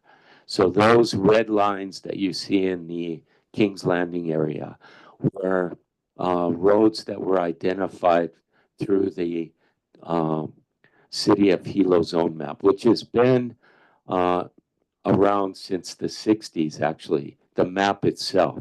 The map has been through a number of ordinance changes, but these have been the proposed alignments for some time now, since at least, it could have been even from the 60s, but I'm not sure exactly when these alignments were placed on the zone map.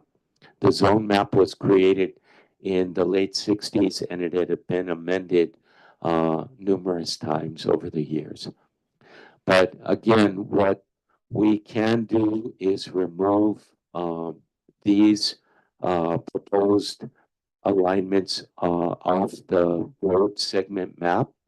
And in the future, if there is a proposed alignment that's brought forward, it would go through the process of review. And if the general plan needed to be amended to identify that, we could amend that.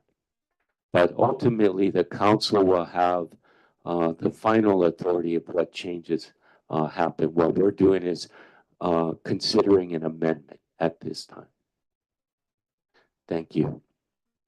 Thank you, Director. Commissioner Deleuze? Thank you, Director. I think you've given us really good insight and direction considering the DHHL issue. So my recommendation, I guess, with fellow commissioners is addressing it as an amendment to the general plan that would give it that broad stroke.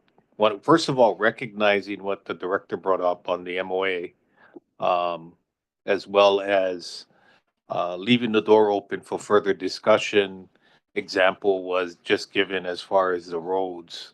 And if they feel that they can have that direct discussion with the planning department, I think it's still prudent to have something because we've heard many testimonials on other developments that Kilkaha, that area is congested.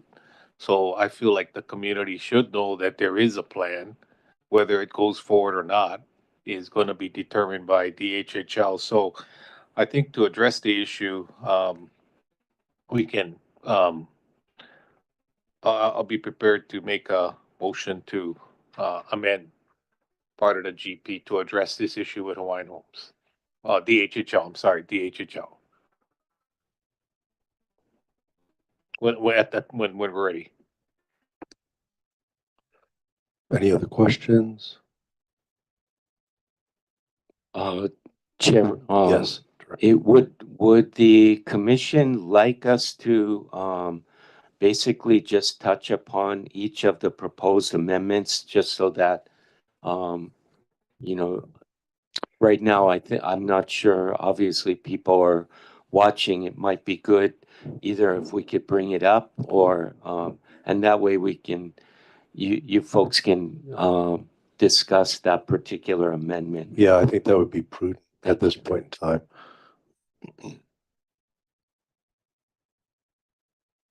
Director, I just want to note that the language used in this document calls the 2002 Memorandum of Understanding. That language is taken from Chair Collie Watson's communication. However, as you've just pointed out, it is actually a memorandum of agreement. And so I just want to make that clear that should say memorandum of agreement or MOA. Thank you. Yeah, in the staff memo, the actual document itself, and the response from Department of Hawaiian Homelands, they refer to it as the memorandum of agreement. Thank you.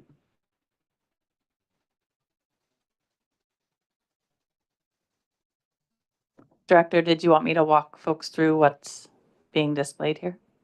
Chair? Thank you. Okay. So this first bullet is speaking again towards that 2002 Memorandum of Agreement between the county and the Department of Hawaiian Homelands. And it is suggesting that this language in this first bullet be added to the authority limits of the general plan found on page 29 of the final draft. So this would just clarify, as Director had stated, really the authority of the county versus the authority of the Department of Hawaiian Homelands in its use of land.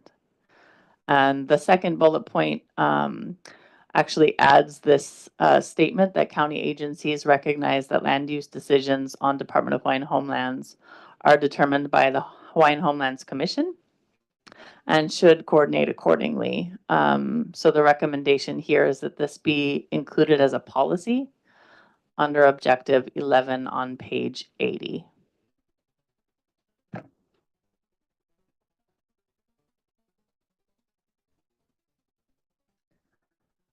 The next one talks about the planning that happens with Department of Hawaiian Homelands. They do their own general plan, Hawaii Island plan, and then they have specific regional plans that they do as well.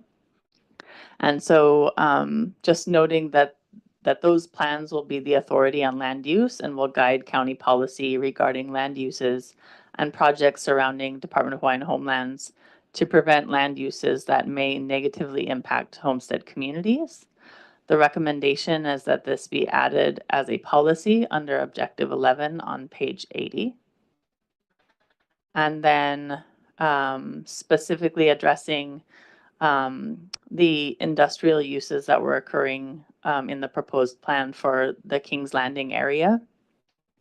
And as Jeff showed on the map, the recommendation is that that area be mapped as extensive agriculture to be more consistent with their proposed settlement plans. We also recommend adding a resource map to the document that shows all of the Department of Hawaiian Homelands. And finally, just speaking to the roadways, again, that director mentioned, the county should not depict proposed new roadways through Department of Hawaiian Homelands without first engaging in formal consultation with Department of Hawaiian Homelands and its beneficiaries. We recommend removing those proposed road alignments as shown on the Department of Hawaiian Homelands.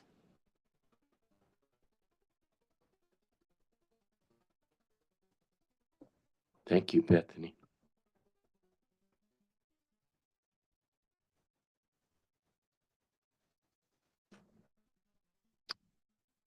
I'm just curious, this is a question. Department of Hawaiian Homelands, when they're applying for permits or whatever they do, they're still subjugated to paying the fees to the county? It really depends on the direction that they choose to do. They can, or if they choose not to, they don't have to. It's their choice. Thank you.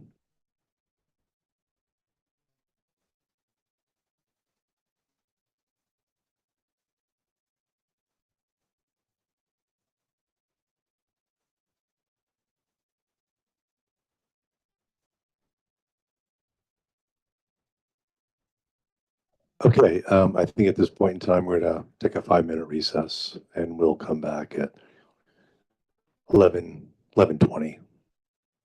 Thank you.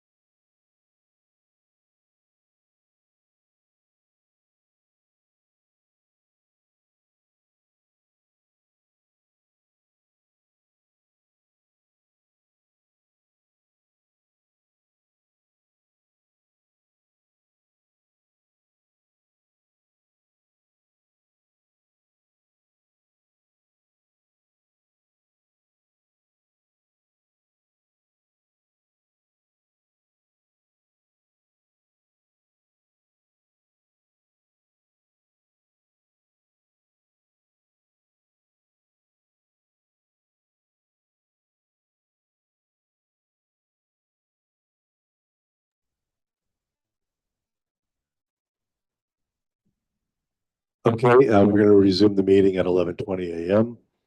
This portion of today's meeting is going to consist of. Oh, be good. Okay, so we're back at 11:20. We're going to go into the discussion and deliberation phase. We have a motion on the floor to forward the general plan of the county council with a favorable recommendation. This is the time for the commissioners to provide their input and express opinions. I'll be calling on each of you to explain your position with respect to the section of the general plan reviewed today or with respect to prior sections reviewed previously. So this is our time to sit here and talk about things. Commissioner Deleuze? Thank you, Chair. I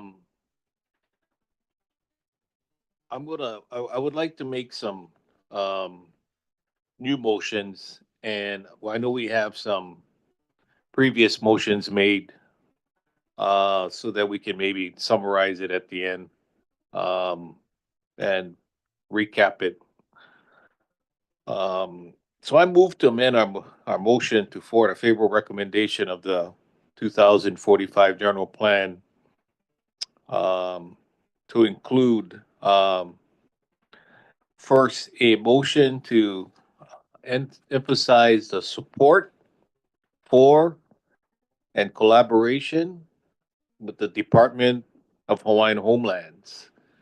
Therefore, I move to amend our motion to forward a favorable recommendation of the 2045 general plan by inserting the following language in the section on authority limits of the general plan on page 29.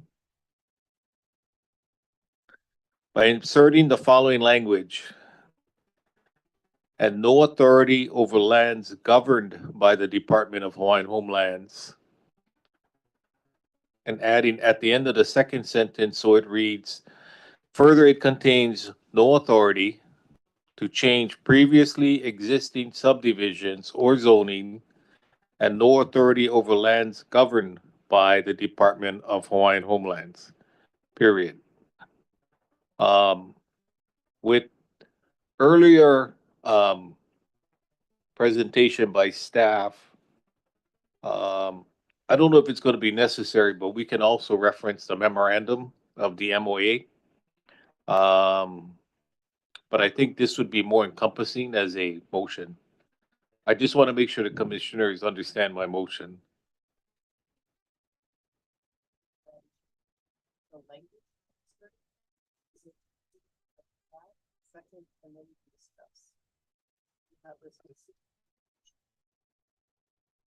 So the specific language in reference to the motion was,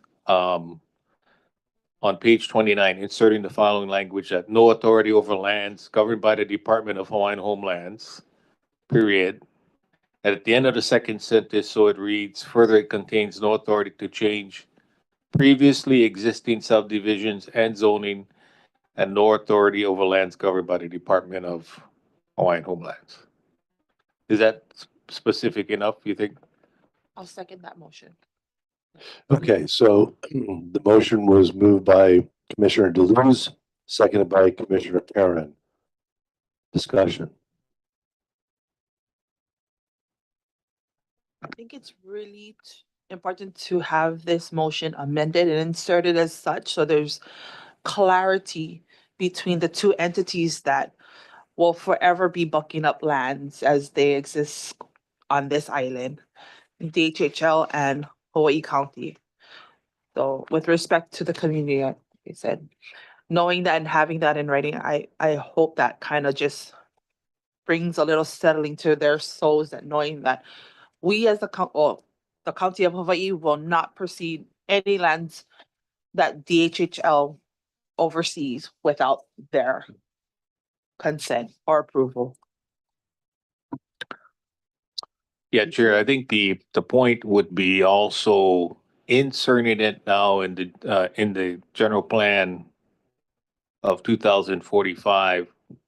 Hopefully will give the future planners that template to work from forward, and that it doesn't get missed in the future, as well as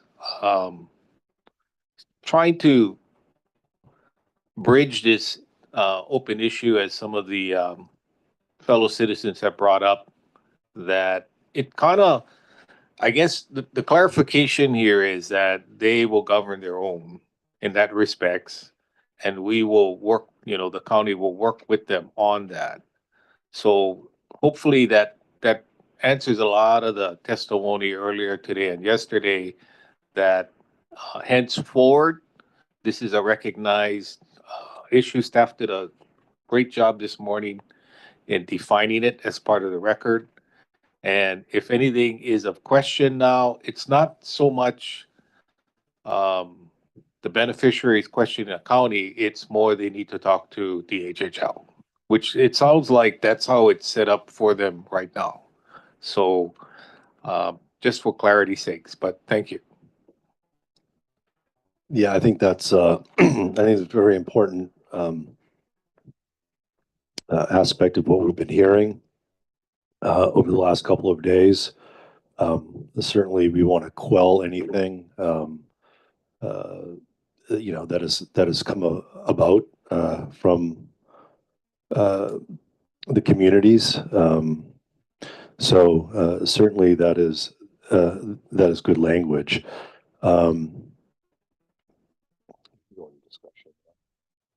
Or do we have to finish the motion about this motion, or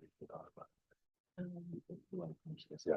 Okay. Yeah. So I mean, I think that's an important aspect. I think that it should have been a little bit more clarified in the beginning. One way, that this is how it is. It seems that a lot of people,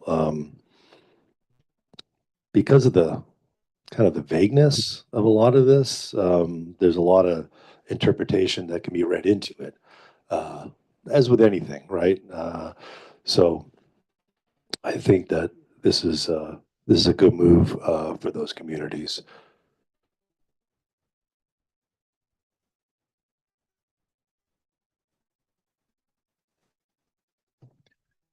Okay, staff, can we do roll call, please?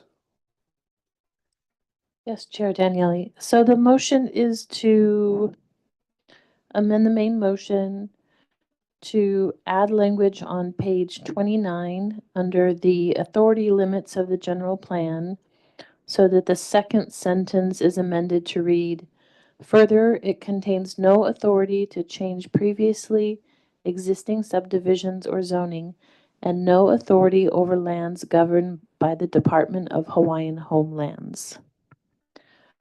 With that, Commissioner DeLuz. Aye. Vice Chair Perrin. Aye. Commissioner Takaki. Aye. And Chair Daniele. Aye. Chair, the motion passes with 4 ayes and 2 excused. Great, thank you. I just have a few comments I want to talk about. Certainly, in the April 4th meeting, I did move for a unfavorable recommendation to the county council. And my reasoning behind that was that I did find a lot of the language very vague. I found that I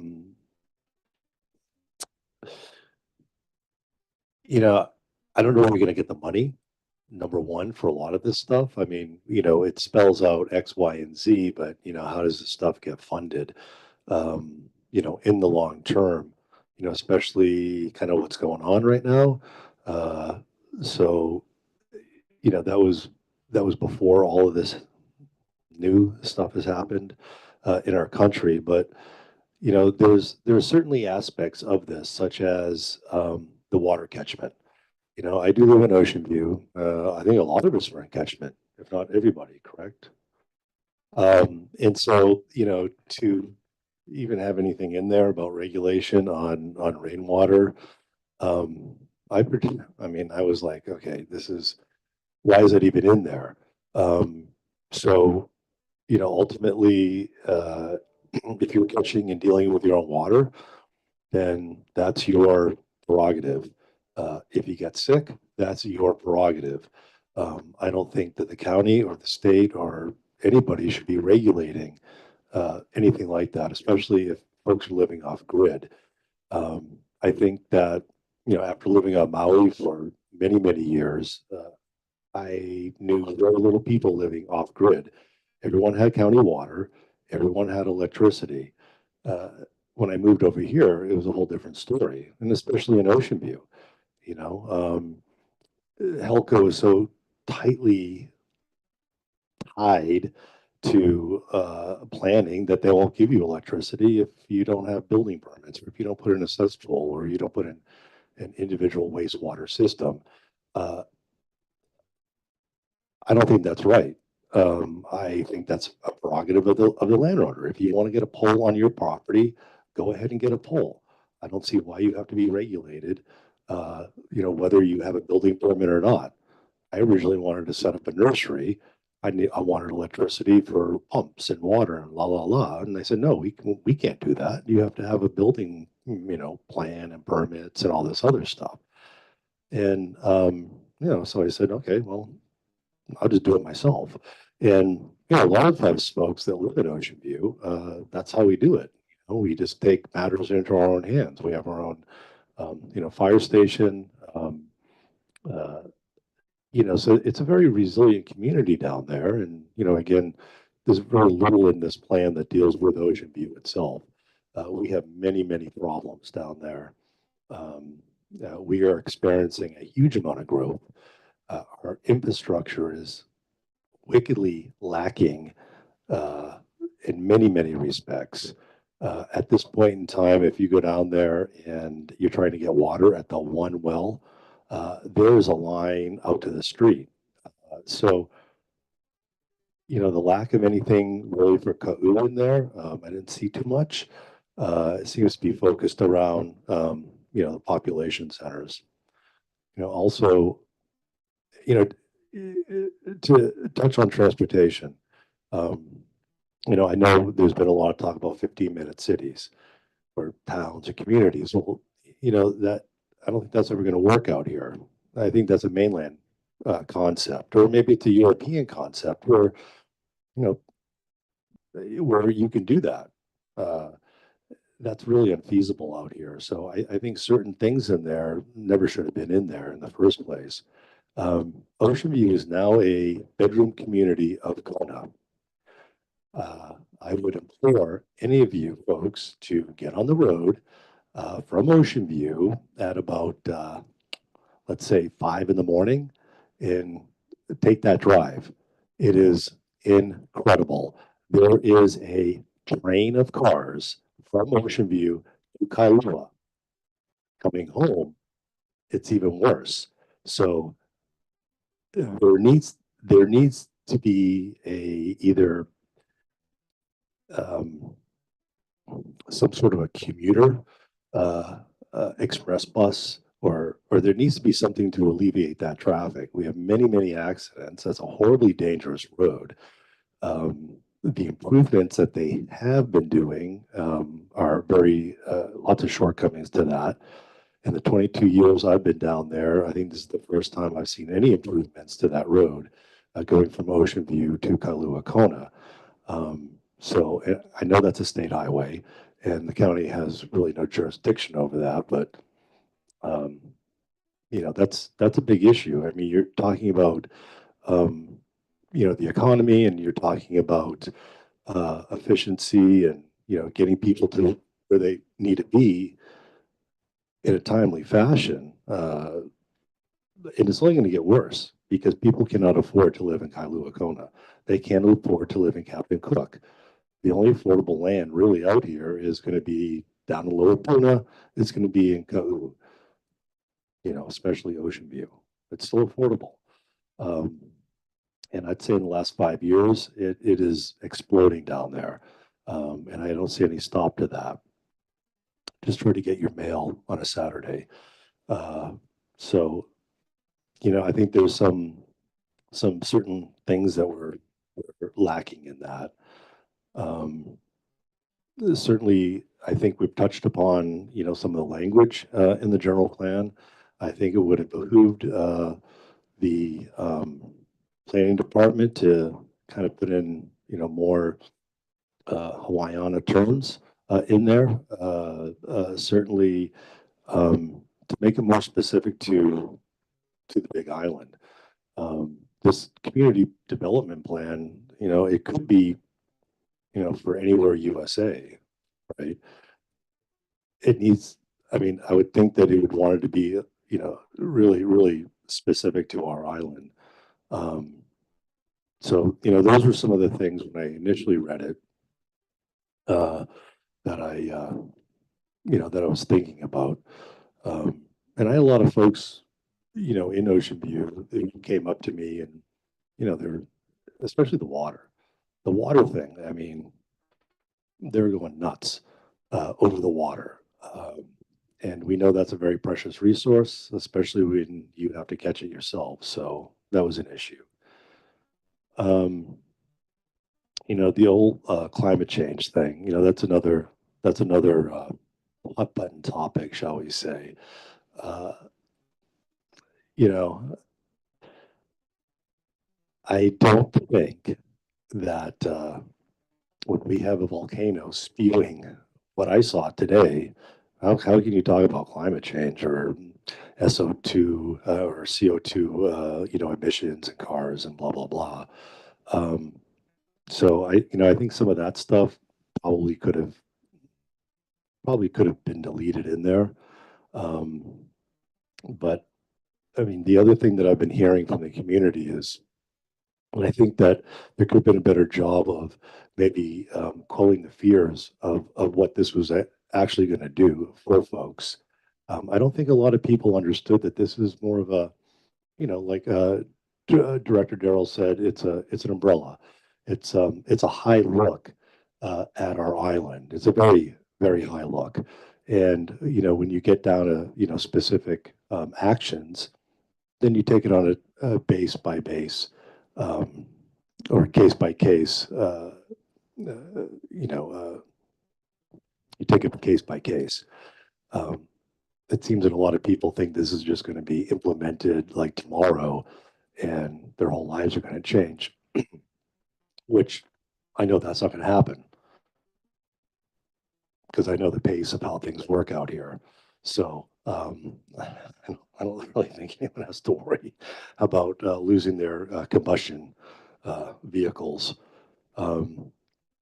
Anyways, that was just a few comments that I wanted to say. Thank you. Commissioner Deleuze. Thank you, Chair.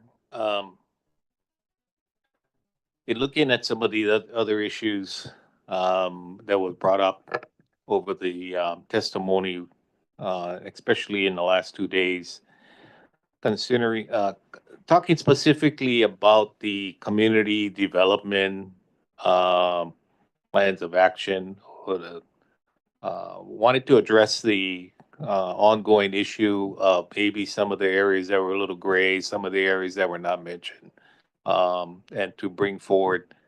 So I'd like to propose an amendment to the communities development plan CDPs. I moved to amend our motion to a favorable recommendation of the 2045 general plan to emphasize the importance of the planning process of providing input for all communities, including specifically those which have not recently had functioning community development plans of action, committees. For example, the committees of, I believe, North and South Hilo, North Kohala, and I may have missed a few, but by inserting on page 217 in the second paragraph, in the section on community development plan framework, the following sentence: all communities, including North and South Hilo and North Kohala, shall have an updated community plans and shall have community development plan action committees.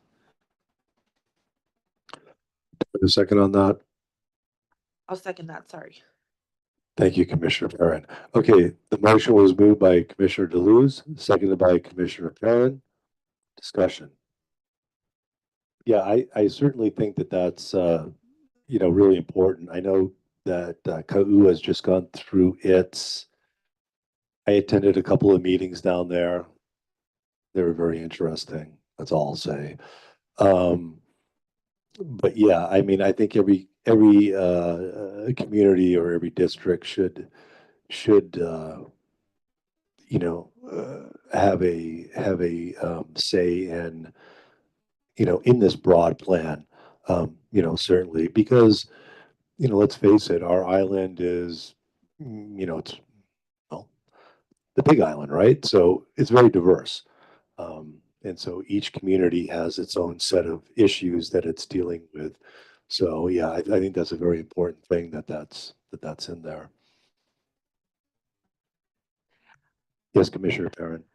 Hello. Okay. I kind of wanted to piggyback off of your conversation, off of your discussion in regards to jumping on the road from Ocean View at 5 o'clock in the morning and just being in a line of vehicles going towards Kailua Kona. I wanted to add that while reading the proposed general plan, it's actually, I found this really interesting. Okay, so this is what it says. Generally, about 42% of jobs in Hawaii County are in Hilo, nearly 25% in North Kona, approximately 7% in the Waikoloa and Waimea areas, and about 1 to 7% in each of the other population centers. The census measured of mean travel time to work has increased from 24.5 minutes in 2000 to 26.8 in 2020. But that doesn't include the travel time going from Ocean View to either Hilo nor Kona. And I've done that drive many a times. And it is, although very beautiful and breathtaking at times, especially when you're going around all those narrow turns and whatnot, but it is a commute. And this community out here in Ocean View, I believe when I pulled the voter registry, there was something in the means of, I want to say 9,000 registered voters in the area, and yet they lack police presence. So, sense of security, there's a fire station there available, but it's manned by volunteers. I think, in addition to this CDP that we're going to make, we're wanting to amend and have it pushed as a priority to be looked at and updated and made really specific for the area. I think we need to emphasize the availability for individuals, families to live and work in the areas and feel safe and secure with even the basic means of police and fire and ambulance presence in this area. Like I said, when I pulled the voter registry, there was nearly 9,000 registered voters in that area, and that's a lot for District 5.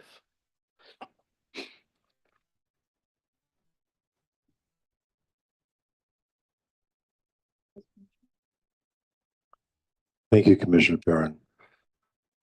I think we're ready to take a roll call on Commissioner Deleuze's motion. Thank you, Chair.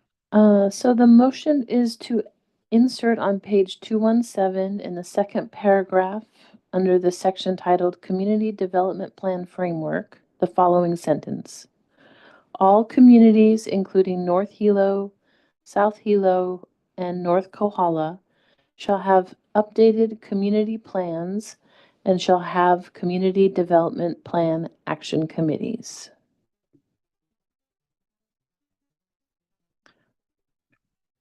Is that correct? Thank you. Yes, correct. Thank you. Okay. I wasn't sure Commissioner, if we missed any of the communities, but I think the general understanding was to incorporate it. But thank you. Yep. Commissioner Deleuze, Aye. Vice Chair Perrin, Aye.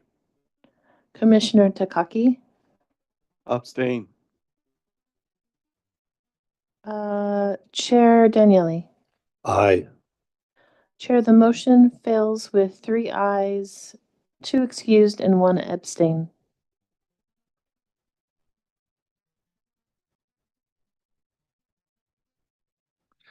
Commissioner Takaki, could you please explain your position on that, on why you would not want to have a CDPs of every community? Well, the main reason, and listening to the conversation, and really it's my lack of understanding what this is all about, and I wasn't comfortable going one way or the other. So, I don't know if that would satisfy my explanation to you. Clarification, Chair. I guess, understandable, Commissioner Takaki, um, my reason for having the motion was so clarification could be made with each community. Some of the feedback from the testimony was that they felt like they had no input, or the input was maybe ignored. Um, but it's more of a clarification so that hence moving forward, that's taken in more consideration. As directors pointed out, as it goes through the different phases, that they would take these steps before they would move in their phases, going back to the CDPs and trying to make sure that they incorporate and do what the community would like to see or are more in favor of. So this is just a means to asking them to incorporate it into the general plan so that it kind of answers their questions, because a lot of them were also, I think a lot of it sometimes too was the more important point was you've heard them say several times that they didn't get notification, they didn't get to come to speak their say or have their say. So that would also help to maybe clarify and give input, definitely input into their own individual communities. So this is just making sure that it's in the general plan so that this would be followed. That's basically what my motion is trying to do, is clarify for the communities. Thank you. Thank you, Chair. Well, thank you, Commissioner Deleuze. Yeah, I mean, I think from what we've heard over the last couple of days, especially from the folks living in South Hilo, you could hear the disparity, coming from them that they were not involved in this. You have to understand that, the CDPs are really the forum, in my opinion. Where, and these things go on for a while. You have many, many meetings. You have a steering committee, and this is the forum where you discuss what's going on in your community. So, Kahu didn't have one for how long? Director, how long was it for Kahu? I'm not sure, but I believe that it was part of a previous plan that covered. You recall, Bethany? Was it 21? I think there was several plans in the 70s, early 80s that covered some of these areas. Yeah. I would assume that's the same with Ka'u. Yeah. So, certainly, a CDP that happened in the 70s, 80s, even 90s, even the early 2000s is going to be certainly outdated by, 2025. The demographics obviously have changed out there. Not only is it a bedroom community of Kona, but it's a lot of retirees down there, right? So there's a lot of different concerns for different folks, right? Healthcare, how do they get help if they need it? Things like that. So, I think that's the grassroots effort of the communities to put their actions and their wants down on paper, and then it gets adopted into the GP. So, yeah, I think it's a very important thing.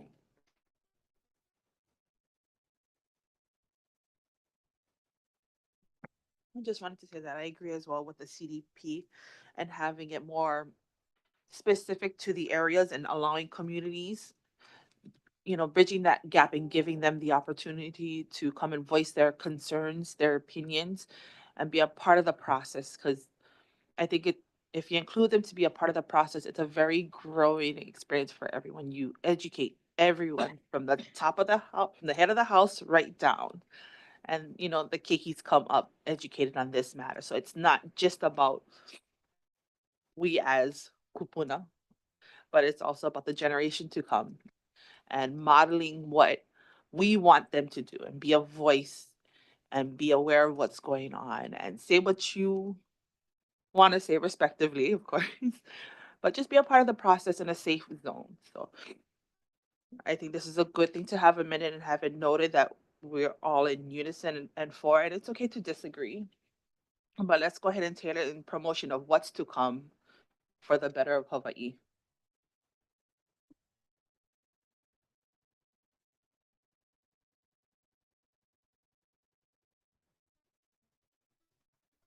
Uh, was that enough clarification, Commissioner Takaki?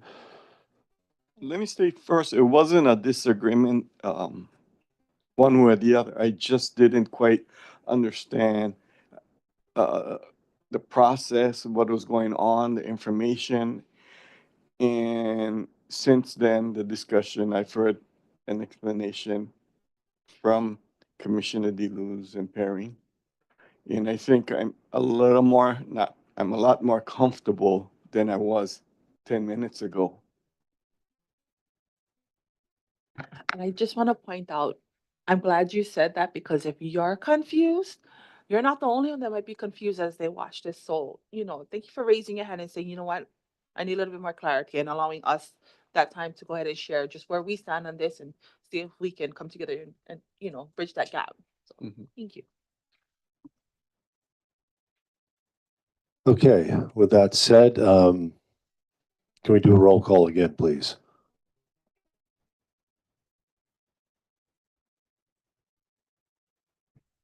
Okay, Chair. So the motion was to insert on page 217 in the second paragraph in the section titled Community Development Plan Framework, the following sentence. All communities, including North Hilo, South Hilo, and North Kohala, shall have updated community plans and shall have community development plan action committees. Commissioner DeLuz. Aye. Vice Chair Perrin. Aye. Commissioner Takaki. Aye. And Chair Daniele. Aye.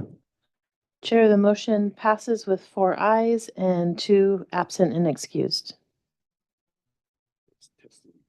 Thank you. Chair. Yes, Director. If I could just remind the commission, at the Leeward Planning Commission, we presented the planning director's recommended changes, the document that has been submitted to all of you. It has a number of written changes as well as map changes. If you could consider that in your amendments, as well as the information that we had provided today.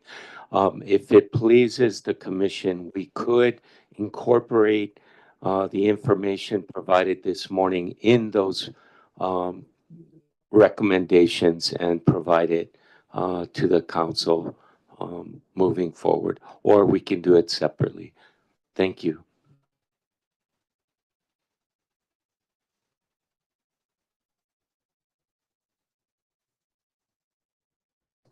Do we have any discussion on the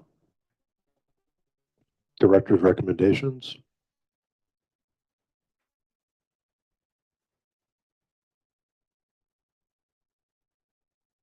My recommendation is to approve staff's recommendation and director's recommendation.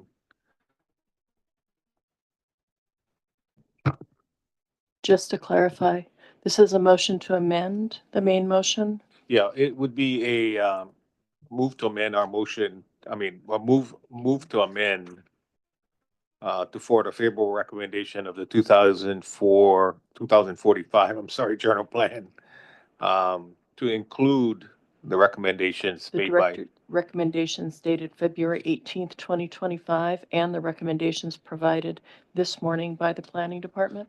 that is correct. Do I have a second on that? I'll second that. Okay, the motion is moved by Director Deleuze, by Commissioner Deleuze, and seconded by Commissioner or Vice Chair Perrin.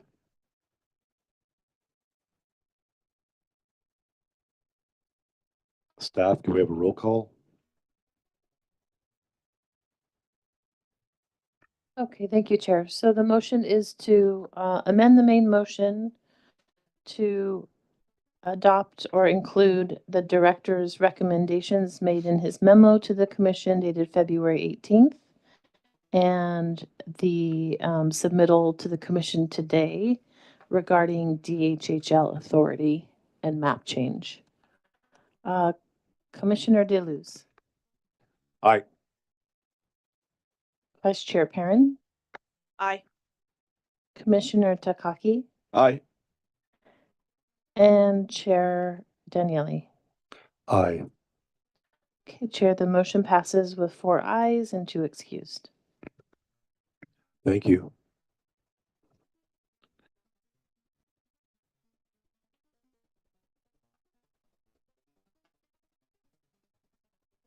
Chair, Yes.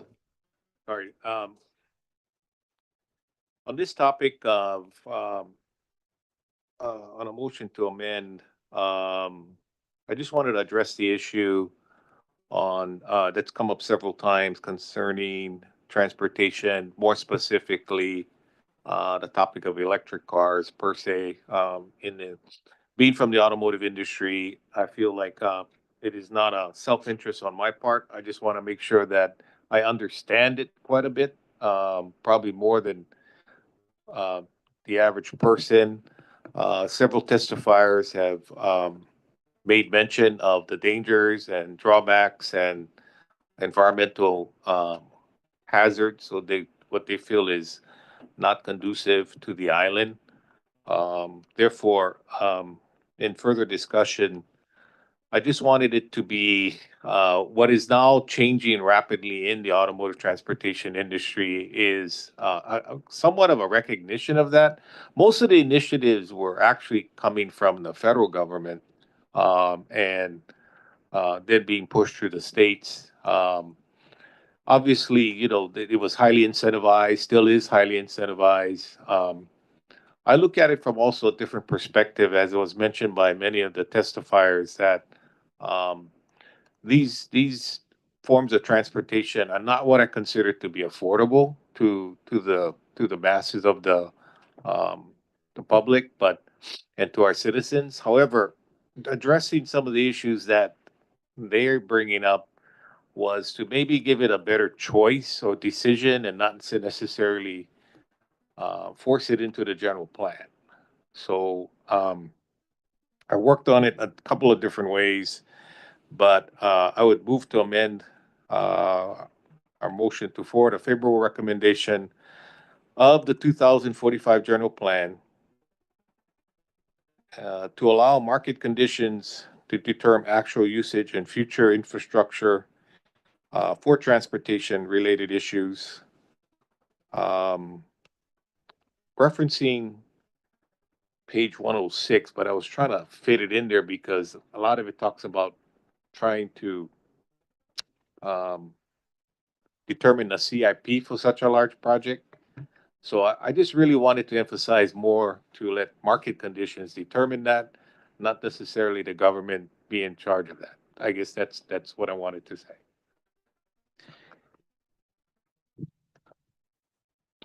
Do I have a second on that? I'll second that. Just to clarify before there's a second, can I make sure, staff, do you have the specific language of this motion? And if not, do we need a short break so I can work with Commissioner?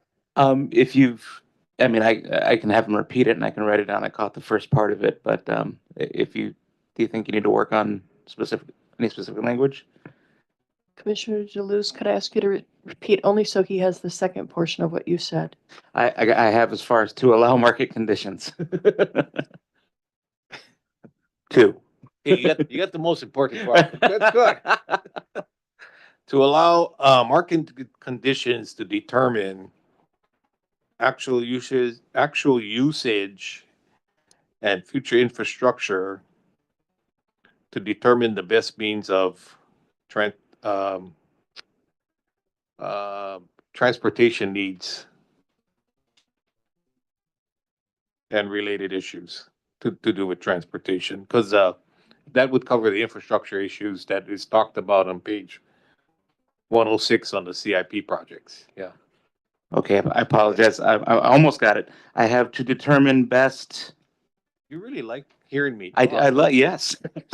Maybe a little slower if you can. It'll be helpful. All right, okay.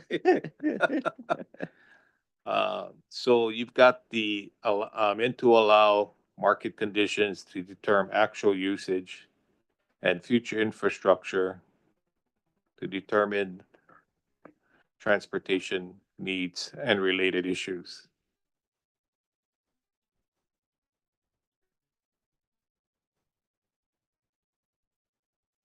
And you mentioned section, or pardon me, page 106? Yes. Okay. All right. And the second was Vice Chair Perrin? Correct. I'll Thank you. second that motion. All right. Thank you very much. Okay, so the motion has been moved by Commissioner Deleuze, seconded by Vice Chair Perrin. Staff, can we have roll call, please? Do you want to discuss it all, or? Yeah, excuse me, discussion. Yeah, I mean, I think Commissioner Deleuze is absolutely correct. I think what we're going to see, a big drop in electric vehicle sales for obvious reasons. But no, I think that's an important amendment. And there are on that note, Commissioner Chair, it's rarely talked about, yet it's probably one of the best alternatives to what we would consider to be called non-fossil fuels, or whatever the definition may be taken. But hydrogen is being worked on quite extensively. I didn't want to add that into the current plan, but market conditions will determine, I believe, a better alternative source of fuel. Not only fuel, but a lot of it has to do with the infrastructure and how it's delivered. There are several initiatives going forward concerning that. So I just want the citizens to know, as well as the commissioners, that there is an alternative, and I believe that is kind of where that will help with some of the initiatives concerning clean energy, renewable energy, and sustainable energy over a longer period of time. And Hawaii actually has internal capabilities that I'm being told that can contribute to that. So I didn't want to say, look, we're against this. We're not against this. I don't think it's viable in that respect. And part of it is, as mentioned correctly in the general plan, but it's a very expensive infrastructure. Yeah, and we could use my point is, we could use our resources with the county, and I think in a more efficient way, doing something else. Thank you.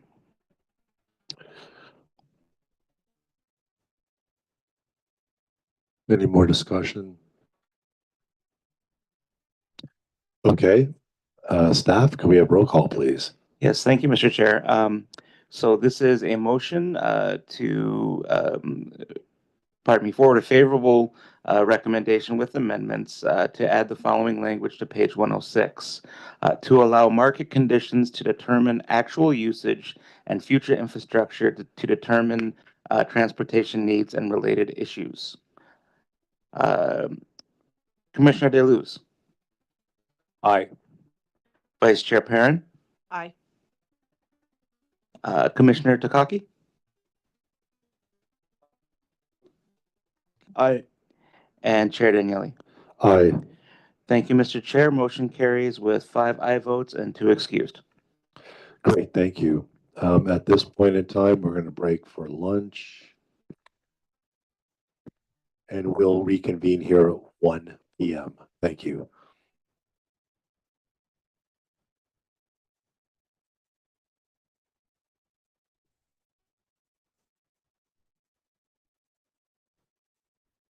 I was looking at under the topic of both the financing for sure, which mentions the CIP issues.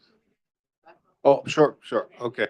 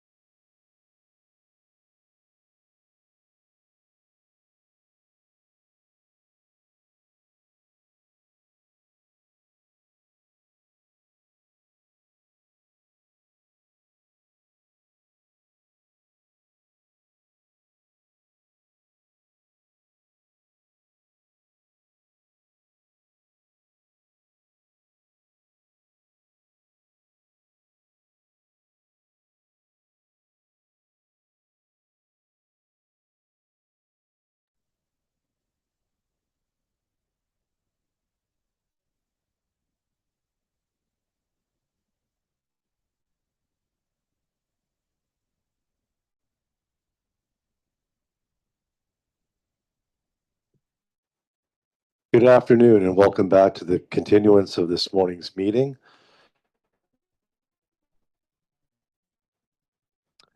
Okay, commissioners, do we have any other motions? Okay, I have a motion.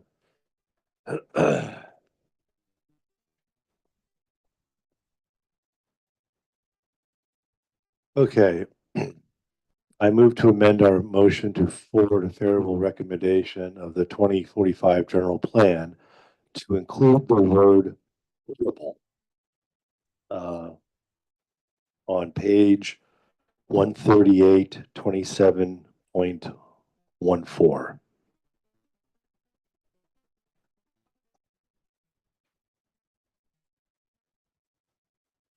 Sorry, Chair, what page was that? 134.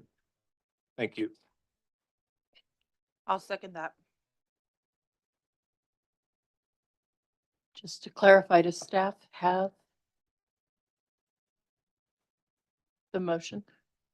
That was page 134, Correct. adding the word potable. 138, sorry. Oh, okay.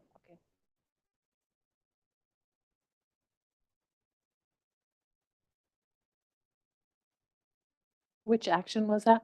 That would be 27.14.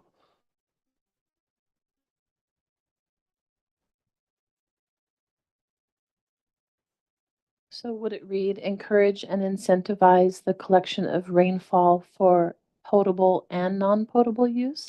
Correct. And I believe that was seconded by Commissioner Perrin. Vice Chair Perrin, excuse me. Yes. Discussion. Yeah, so I mean, I think that if you're going to incentivize non-potable water, you should do the same for potable water.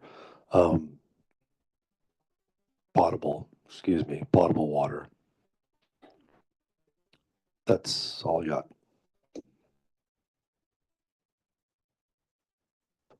Staff, roll call. I'm sorry, Chair. Commissioner, no, okay. All right, thank you, Chair.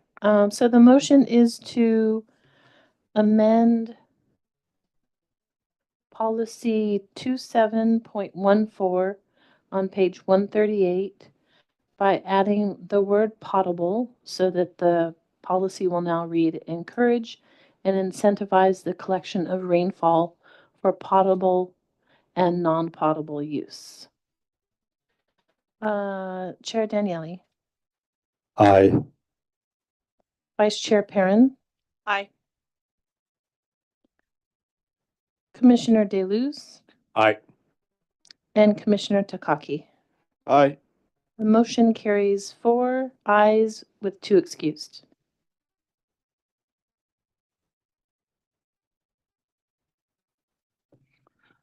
I have a motion I'd like to put forth. I move to amend the main motion to forward a favorable recommendation to the county council by inserting on page 42 in action 1.17 the language environmentally safe and responsible before the word redevelopment.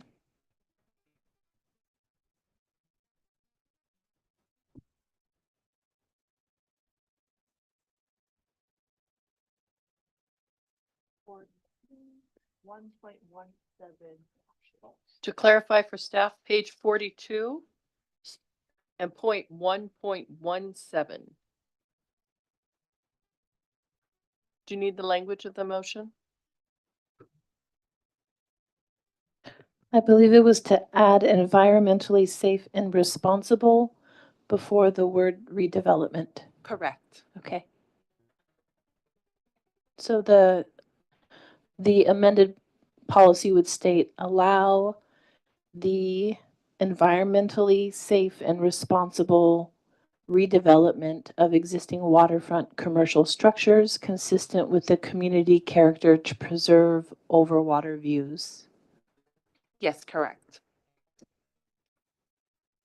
Do I have a second on that? Second. Okay.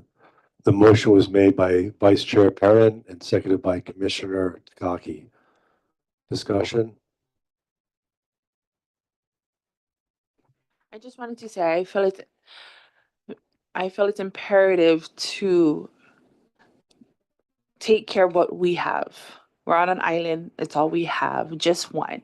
So if we can do everything to make sure it's environmentally safe and under the mindset of being responsible and responsible caretakers of this one land that we all live and play, live, and do life on, we can preserve it for future generations to come.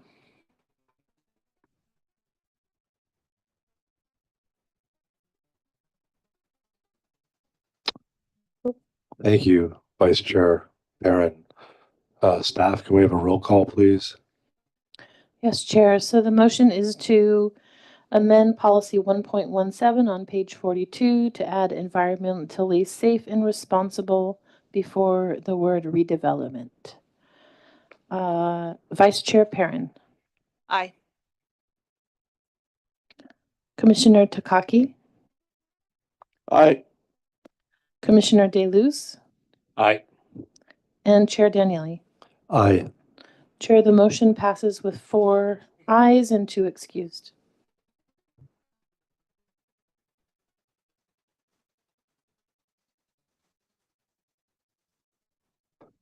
Okay, I have a motion.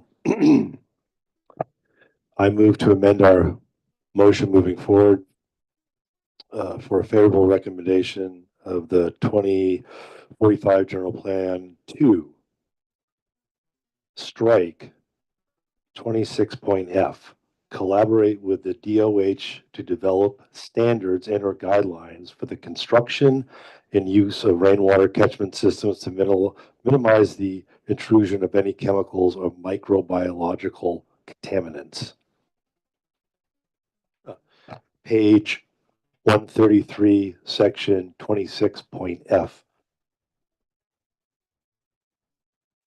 Do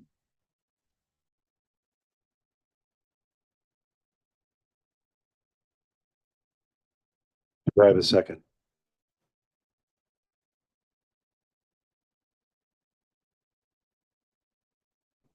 Sorry, Chair, can you repeat your motion? My motion is to strike, remove 26.f.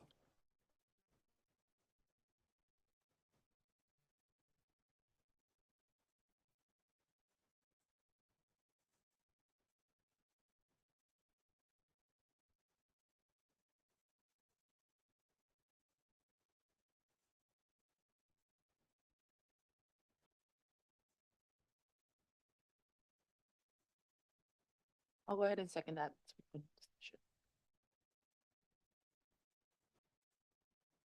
Okay, it was moved by myself, Chair, seconded by Vice Chair Perrin. Discussion.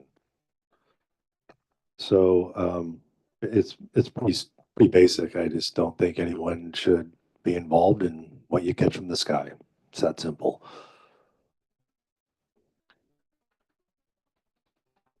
I guess the only it just seems like it's just for lack of a better word, or more of a guideline. But I guess my understanding is you just don't want any oversight. Yeah, I mean, I think we've heard a lot about this from a lot of different people, so I'm sure they're reading that, thinking that the DOH is going to come knocking on their door. When I first read that, I certainly don't want anyone regulating, my catchment system. And basically, if you're a catchment, that's your business. I don't think the Department of Health has, even if it is a recommendation or a standards. Yeah, I think that's a little overreaching, in my opinion. I agree with as I'm reading this, I kind of feel like this statement is kind of double-headed. Construction and minimize the intrusion of any chemical and microbiological containments. would you be more comfortable by maybe striking the construction portion of it, but having an entity that kind of keeps a vigilant eye on anything that maybe airborne into our ecosystem? Or would you think that would be just Yeah, what do you think? no, I don't think so. I mean, airborne particulates, we get a lot of them right now coming through ocean views. So, yeah, I just think I just don't think it's necessary personally.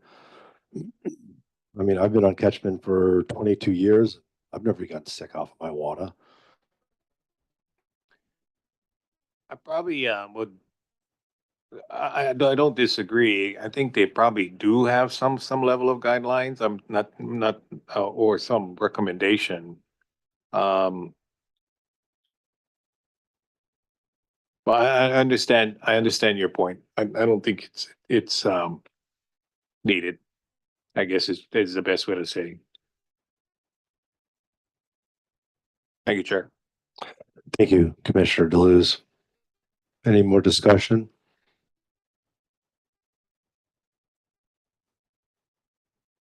Okay, if there is none, staff, could you do a roll call, please? Thank you, Chair. So the motion is to delete action 26 F on page 133, which states collaborate with the DOH to develop standards and/or guidelines for the construction and use of rainwater catchment systems to minimize the intrusion of any chemical and microbiological contaminants. Chair Daniele. Aye. Vice Chair Perrin. Aye. Commissioner Deleuze. Aye. And Commissioner Takaki. Aye. Chair, the motion passes 4 ayes, 2 excused. Thank you.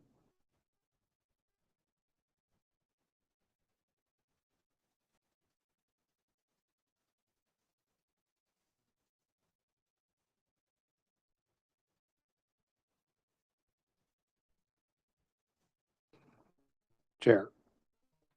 Yes, Commissioner Deleuze. Um, just for clarification sakes, on my motion on non-fossil fuels,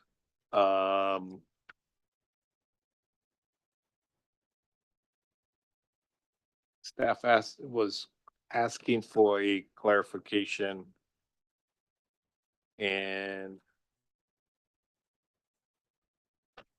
I lost my page here. Give me a sec here. 104. Thank you. So on page 107. So for clarification for staff was inserting in the area of page 107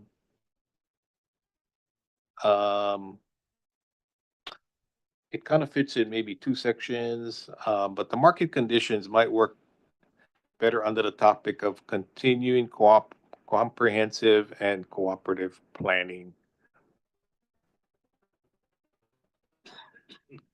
Does that fit better there? Okay, thank you. So, That was just a Commissioner, clarification. That was only a clarification.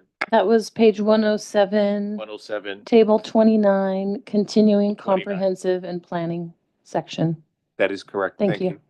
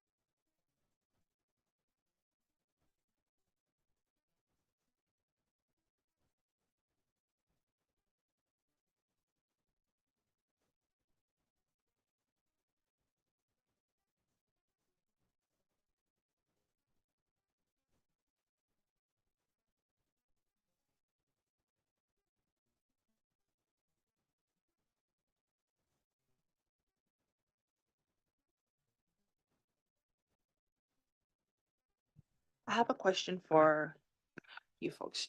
And just wanted to clarify some items. Oh, I'm sorry. I just want to clarify some items. Um,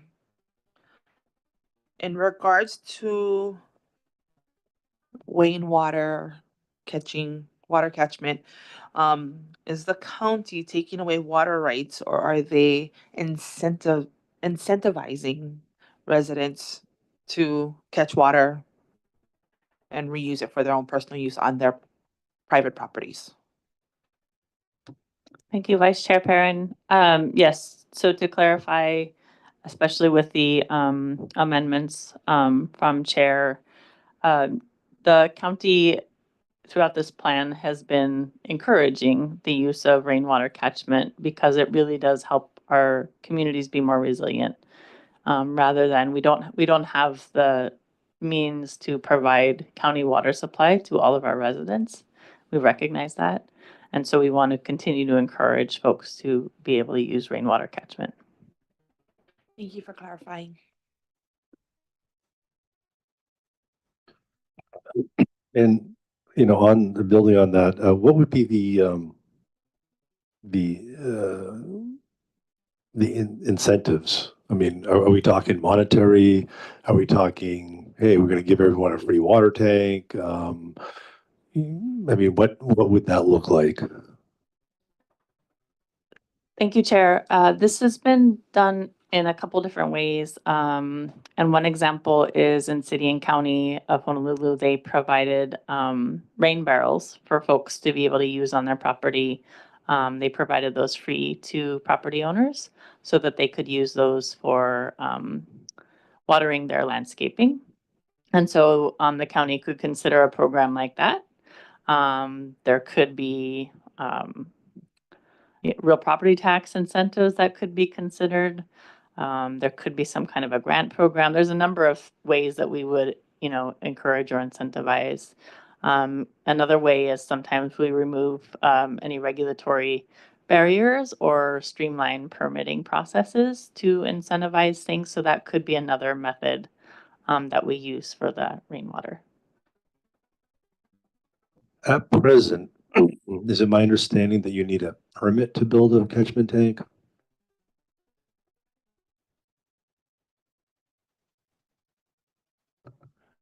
Well, it's my understanding that anything over 6 feet triggers the need for a building permit.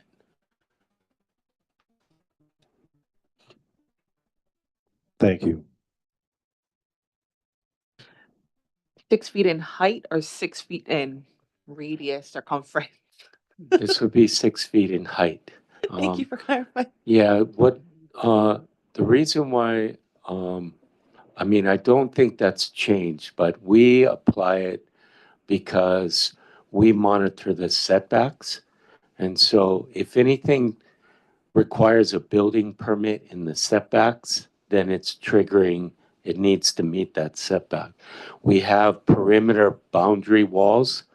And when people ask, how high can I build my wall without needing a variance or so? And 6 feet is the height, unless it's there's some allowances for like a chain link fence, but mainly that's where we get that from, is that requirement that anything over 6 feet. Some people buy these little storage sheds from like the Home Depot or wherever. Sometimes those are over 6 feet and they actually need a building permit. And that's from ground level, correct? Yes.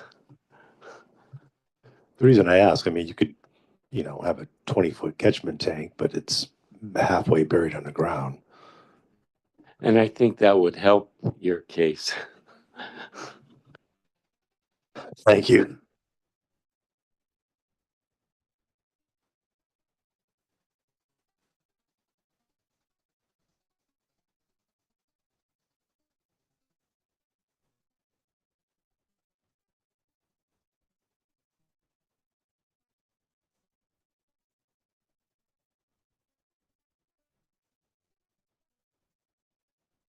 Question. Sorry. So this is in regards to permits and getting things being, if a dwelling is over 6 feet and needing a permit for that structure. So if a dwelling does not get the permit and is constructed on your private property, if it's not permitted, it doesn't play into the value of your property when you turn around and go and sell. So wouldn't it really be at the discretion of the landowner to get something permitted if it's for their own personal use? I mean, you talk about a shack that we can purchase from Home Depot and it's higher than 6 feet, but then a permit may be needed because it's higher than 6 feet, but it's a temporary structure, you know. Can you explain on that? There are certain allowances in the building code for ag structures, and I believe for like tool sheds, temporary tool sheds and things. There's been some changes in the building code recently, and I'm not familiar with all of that. But again, there are certain allowances. But when you have unpermitted structures on the property and you go to sell, that could throw a wrench in the sale because normally you got to go through title guarantee and it becomes a big issue when things are unpermitted. Yeah, so basically, living in Ocean View, I know all about that. You just have to find a cash buyer. Doesn't seem to be an issue down there. So, Thank you for elaborating on that.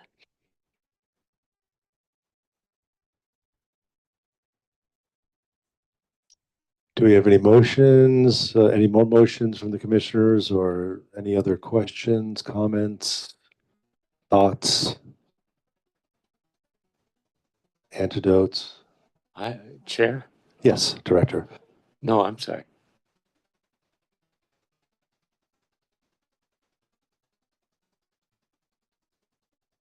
I was just gonna say, if there's nothing more, maybe we can go into a final vote if everyone's at a place where they've expressed their concerns and questioned their amendments. No, I'm just making sure I'm covering all my bases because I don't want anyone to feel left out. Yeah. Yeah, it was obviously not to do with amendments. I just wanted to take this opportunity to thank all of you. I know it has been a long, tough road, a lot of hours and time out of your personal lives to be able to get to this point. And we just really want to sincerely thank you for all of your volunteer work and all the time that you spent.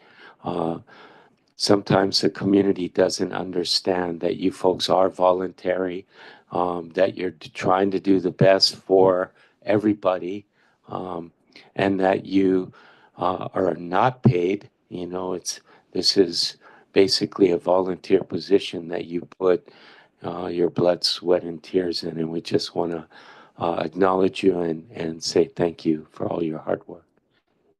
Thank you, Director Darrell. Appreciate that. Okay, with that said,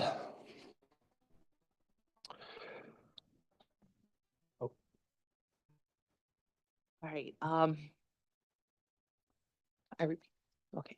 At the November 4th, 2024 meeting, Commissioner Deluz moved a commissioner and Commissioner Lauren Baylog second the motion to forward a favorable recommendation to the County Council to amend the County of Hawaii General Plan 2005 by adopting the Planning Director's recommended County of Hawaii General Plan 2045.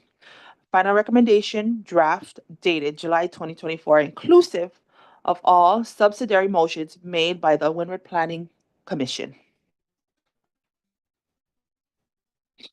Commissioners, is there any further discussion on this motion before I call for a roll call?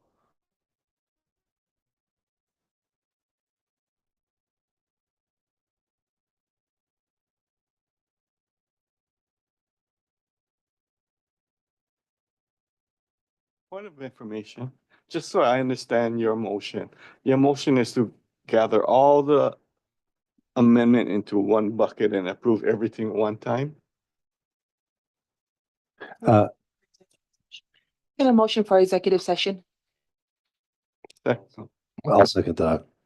All in favor, say aye. Aye. Thank you.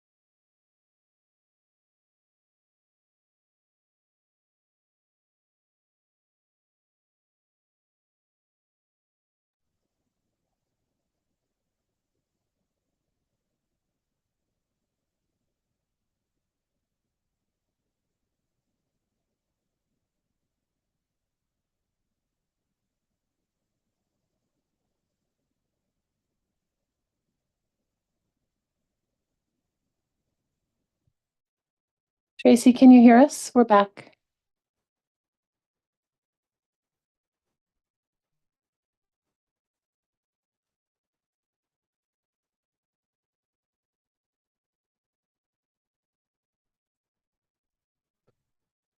Okay, we're back from executive session. We had two procedural questions for council. Both have been answered. Before we go on to roll call, on the main motion on the floor, which is whether to forward this to, whether to give a favorable recommendation to the county council, is there any discussion? Yes, I do have a little bit more items I just wanted to touch upon. Apologies. Okay, so just real quickly, I just wanted to make sure that all the questions, concerns that our community members had are answered and documented just for transparency, because that seems to be the biggest concern is communication and transparency with the community. I just wanted to reaffirm that in the proposed GP 2045 plan, there is no restrictions on farming on personally owned agriculture land. That's correct, Vice Chair Perrin. There are no restrictions on farming on personal property. Is there incentives for this? Yes, they should be in the economic section 5.3, where we start to talk about the agriculture and food systems. Again, we have objective 46, which is to increase access to land for active food production. And the policies and actions that follow that really speak to making sure that folks can have access to productive agricultural lands to do that farming and food production. And then the next objective in that section speaks to increasing interagency coordination programs and policy incentives to improve local agriculture infrastructure, because we've heard that that's another impediment often to our agriculture industry is access to the infrastructure that's needed to produce, process, and be able to market their produce. And I think, is that the last objective in that? Yeah, so those two objectives really speak to us trying to encourage, again, this plan is trying to be more self-reliant on what we can produce on island and encourage, more food sustainability as far as making sure that our food is produced here and also that we can eat what's produced here. Thank you for that. And then I just wanted to confirm, as with the zone changes, coastal waters adjustments, has there been any restrictions towards public's right of beach access?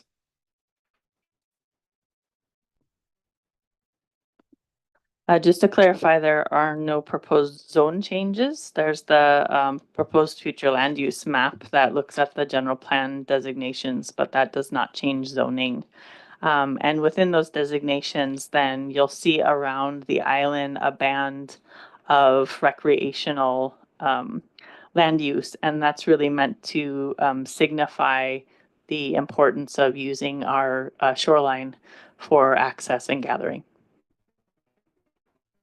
So just to confirm, there's no restrictions to the public's access to the beach in any way?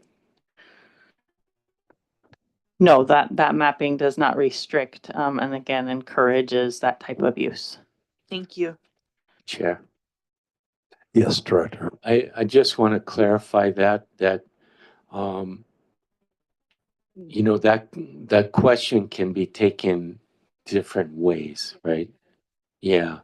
And so there are opportunities. Our goal in the general plan as well as the planning department is to increase as many opportunities as we can to provide public access, Malcolm, Mackay, and also to the shorelines. both Malka, Mackay, and lateral. And so we do that a lot of times through our permitting processes, through SMA. But there are times that we don't have the ability to go onto private property and say, we want access. Those opportunities present themselves, and when they do, we try to establish those public accesses. Thank you for elaborating. Thank you.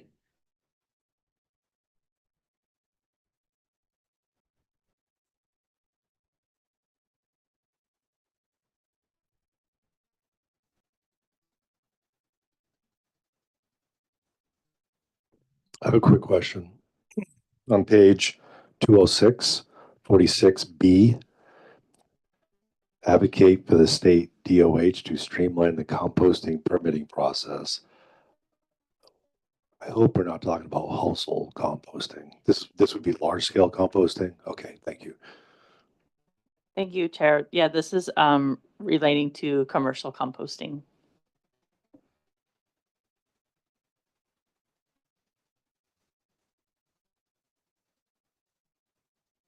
Apologies. I have a motion I'd like to put in. I move to revise all references in the general plan to reflect the changes recommended by the Windward Planning Commission to other policies, objectives, and actions in the plan. Do I have a second? Second. Okay, the motion was moved by Vice Chair Perrin, seconded by Commissioner Deleuze. Do we have discussion? This is just so everything mimics and it applies where it starts here and where it should go. Thank you. You're welcome. Okay, if there's no more discussion, staff, can we have a roll call, please? Thank you, Chair. So this motion is to reflect any changes throughout the plan with the changes that the commission made in subsidiary motions. So for example, if a policy was changed on one page, it would be reflected in a table in the appendix or elsewhere in the plan with the same language. Commissioner Perrin, I'm sorry, Vice Chair Perrin. Aye. Commissioner Deleuze. Aye. Commissioner Takaki. Aye. And Chair Daniele. Aye. Chair, the motion carries with 4 ayes and 2 absent and excused.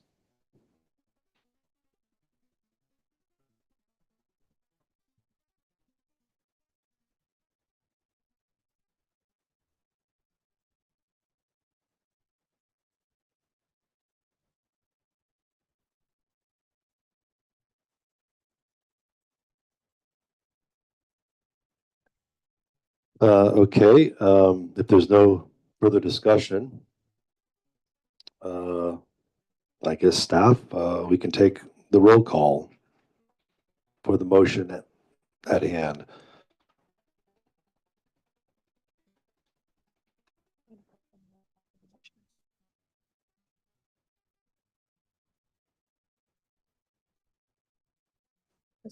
Or should I say the motion which originally was moved, I believe, on November 4th.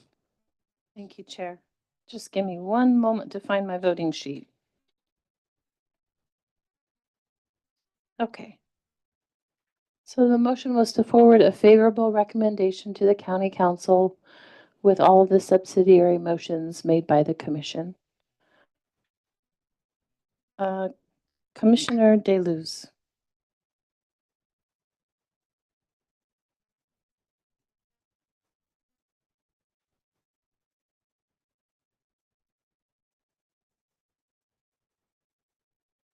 The motion was to forward a favorable recommendation to the County Council for the adoption of the Draft Plan 2045 with all of the subsidiary motions made by the Windward Planning Commission. Aye. Aye, thanks. Vice Chair Perrin. Aye. Commissioner Takaki. Aye. And Chair Daniele. Aye. Chair, the motion carries with 4 ayes and 2 excused.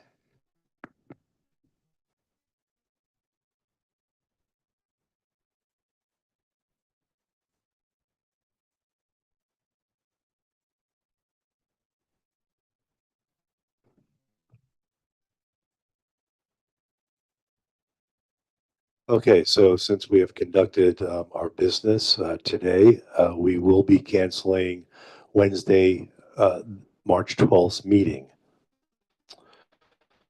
Okay.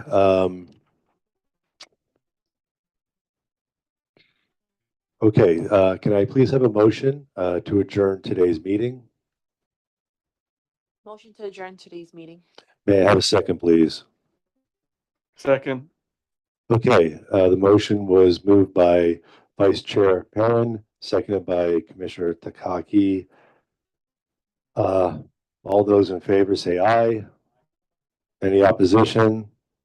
Okay, this meeting is adjourned at 1:40 p.m., 3/11/2025.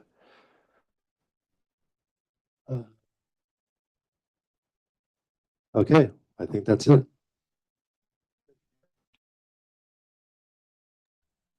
The closed captions transcript will be terminated shortly, and those who wish to save the transcript should do so now.